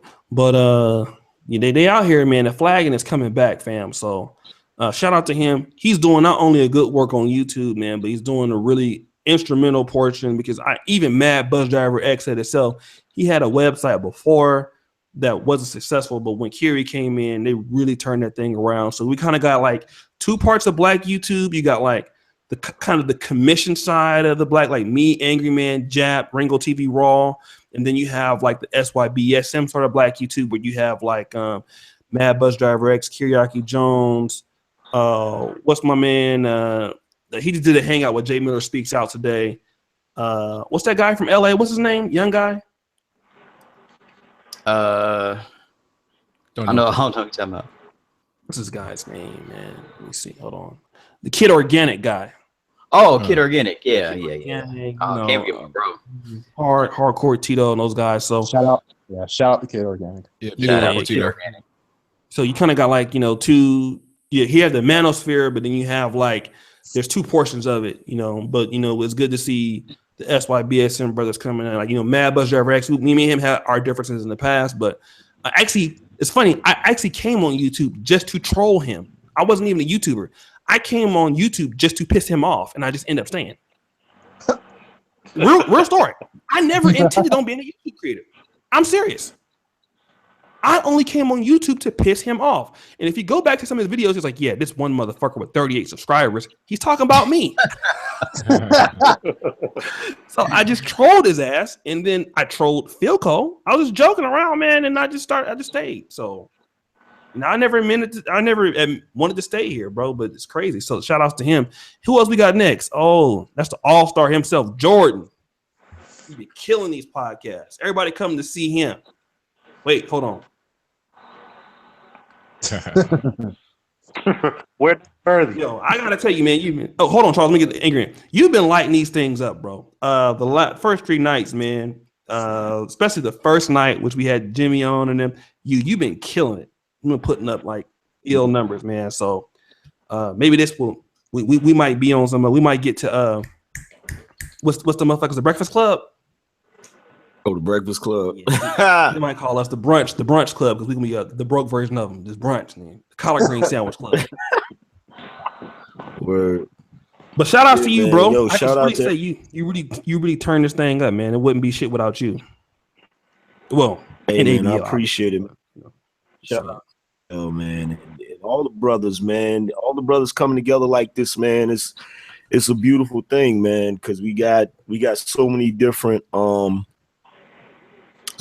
perspectives, which is conducive to growth in IQ. But shout out to everybody on the panel. Shout out to you, O'Shea. Shout out to ABL, Charles Faulkner. I don't want to butcher the brother's name. It was Kiriaki. I don't want to butcher nobody's name, but shout out to everybody on the panel, man.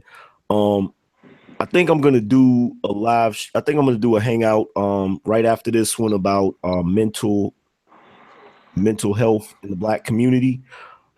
Kevin Samuel is actually gonna do it with me. I think Charles Faulkner said he's gonna jump on too. So if you guys want to jump on that joint, y'all already know what it is, man. Right after this hangout, go to the Angryman channel. All right, we got 201 people watching right now, right there.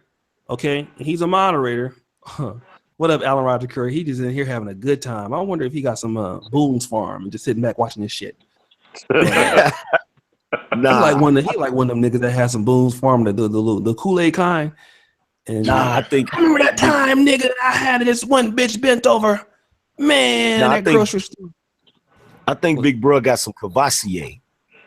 I think he got the Cavassier over there. He look like a cognac man. Oh, cognac. Oh, shit. Well, he might got some. Shout out to Alan Roger Curry.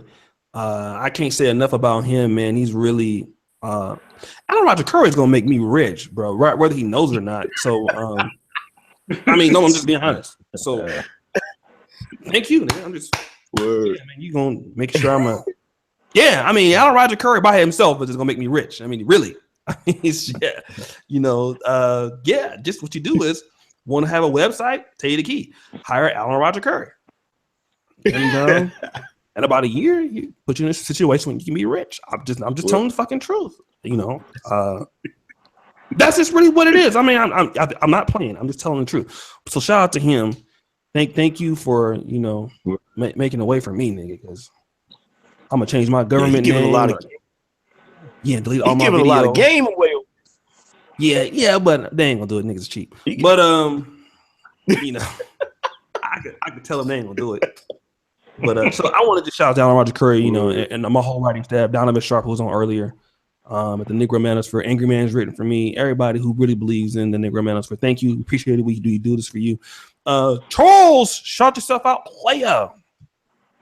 What's up, everybody? You guys are very inspirational when it comes to this, and a shout out to everybody, each one of you on the panel. Shout out to everybody in both O'Shea's chat, and Angry Man's chat, who showed me nothing but love ever since I've been rocking with you fellas.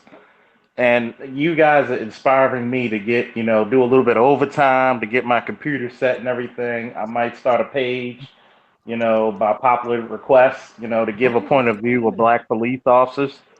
Do it. And I really think that forums like this are very key and essential to actually Black growth, especially when it comes to Black men, because you don't have so many times. You'll have in the white communities different points of view, different walks of life, but it's so rare to get it from Black men. Here you got you, O'Shea, going to medical school, Angry Man, a jack of all trades. My man here, who's a truck driver. ABL, who's just ABL. That man's like Super Saiyan of like the Black. Super Saiyan, black conservative. It's beautiful. If anybody want me on Facebook or want to have any questions about getting law enforcement or understanding a law enforcement point of view, just give them my information on Facebook. You can inbox me, and if I get a chance, usually I will answer everybody's information or anybody's question. If you're near the Baltimore, DC area and you want to get on a ride along, I will invite you. You can ride with me. We're on night shift right now, which is the best stuff. And, thanks for the love. That's all I can say. Look out very soon for my channel coming up. I'm going to get the supplies and everything in order. I'm going to talk to Angryman, ABL, and O'Shea to, get their expertise on how to make a channel grow. And thank you all. All right, cool. So, and last but definitely not least, ABL, man, he comes over to the hood. He got a clean channel, but we definitely appreciate him for coming over here, man, because he's over here a lot, bro. He loves the ghetto. I have the ghetto part of YouTube, and that's what we call it. So shout out to me. Go ahead and shout your channel on ABL. Everybody knows who you are over here now, but just in case they didn't know. All right, yeah. Hey, I appreciated the podcast tonight. Great panel, great conversation. If you don't know me, my name is Anthony Brian Logan. You can find me on YouTube at youtube.com/alog. That is youtube.com/ALOGE. If you search Anthony Brian Logan on YouTube, everything comes up. My Facebook, Twitter, etc. Whatever you need is right there. And that's pretty much all I got. I'm out. All right. So listen, tomorrow night is Friday night. So tomorrow night I'm supposed to bring the females again because I had the females over the first night. So it's gonna be a little different. I'm gonna have some chicks over here tomorrow night, and it's gonna be crazy. So we're gonna see if there's gonna be some thirsty comments like it was the first night, because there was niggas in here thirsting. So again, so we're gonna have ABL's girlfriend Jimmy probably back on, and some other chicks. Hey, go ahead, stop that. I seen y'all friends on Facebook, so I know you. That probably was her texting you right now. I ain't gonna tell you. I'm just saying. You got a little someone where he's in love, but no. So everybody, listen. You guys see Angryman's getting ready to stream, right? So you guys go over and he's gonna have a good hangout with Kevin Samuel. Shout out to him. He's been on here a few times also. So I really want to say I appreciate this. I really got a lot of respect for the brothers on this panel. This podcast, but is really the core is really me, Angryman, and Steve the Dean. That's really the core of this, Brother Pill podcasting that we've been doing right now. And hopefully it'll grow into something more. But man, everything that the Black Manosphere has done in the last year, it's amazing to see where we're at now, man. Deshaun Brown, shout out troll, because you ain't real. Because you talk like a nigga with a good looking picture. Because ain't no fine bitch talking like you. Let's just keep it real. But I just want to shout everybody out, man. So what we're doing, just the brothers working together, the brothers doing this, man. It's just a beautiful thing. I learned a lot from you guys. I stole a lot of shit from everybody on here at least once. I intend to keep stealing your shit. If you don't like it, block me. This is what it is. I'm like, you keep making good shit, I'm gonna steal your shit. So that's what's gonna happen. All right. So I like that it's not reinventing the wheel. I'm gonna just say what it is: stealing. Fuck it. Hey, it worked for white people. Yeah. As a matter of fact, I'm gonna go to Theron's channel and steal some shit right now. You got my pen and paper. So anybody, let's go over and support Angryman's channel, man. He has a stream going up. And then I'll come back again tomorrow. If you guys want to get on tomorrow, there'll be some girls on here, so that'll be some fuckery going on. So up until then, I'm out. Peace out, everybody. Peace.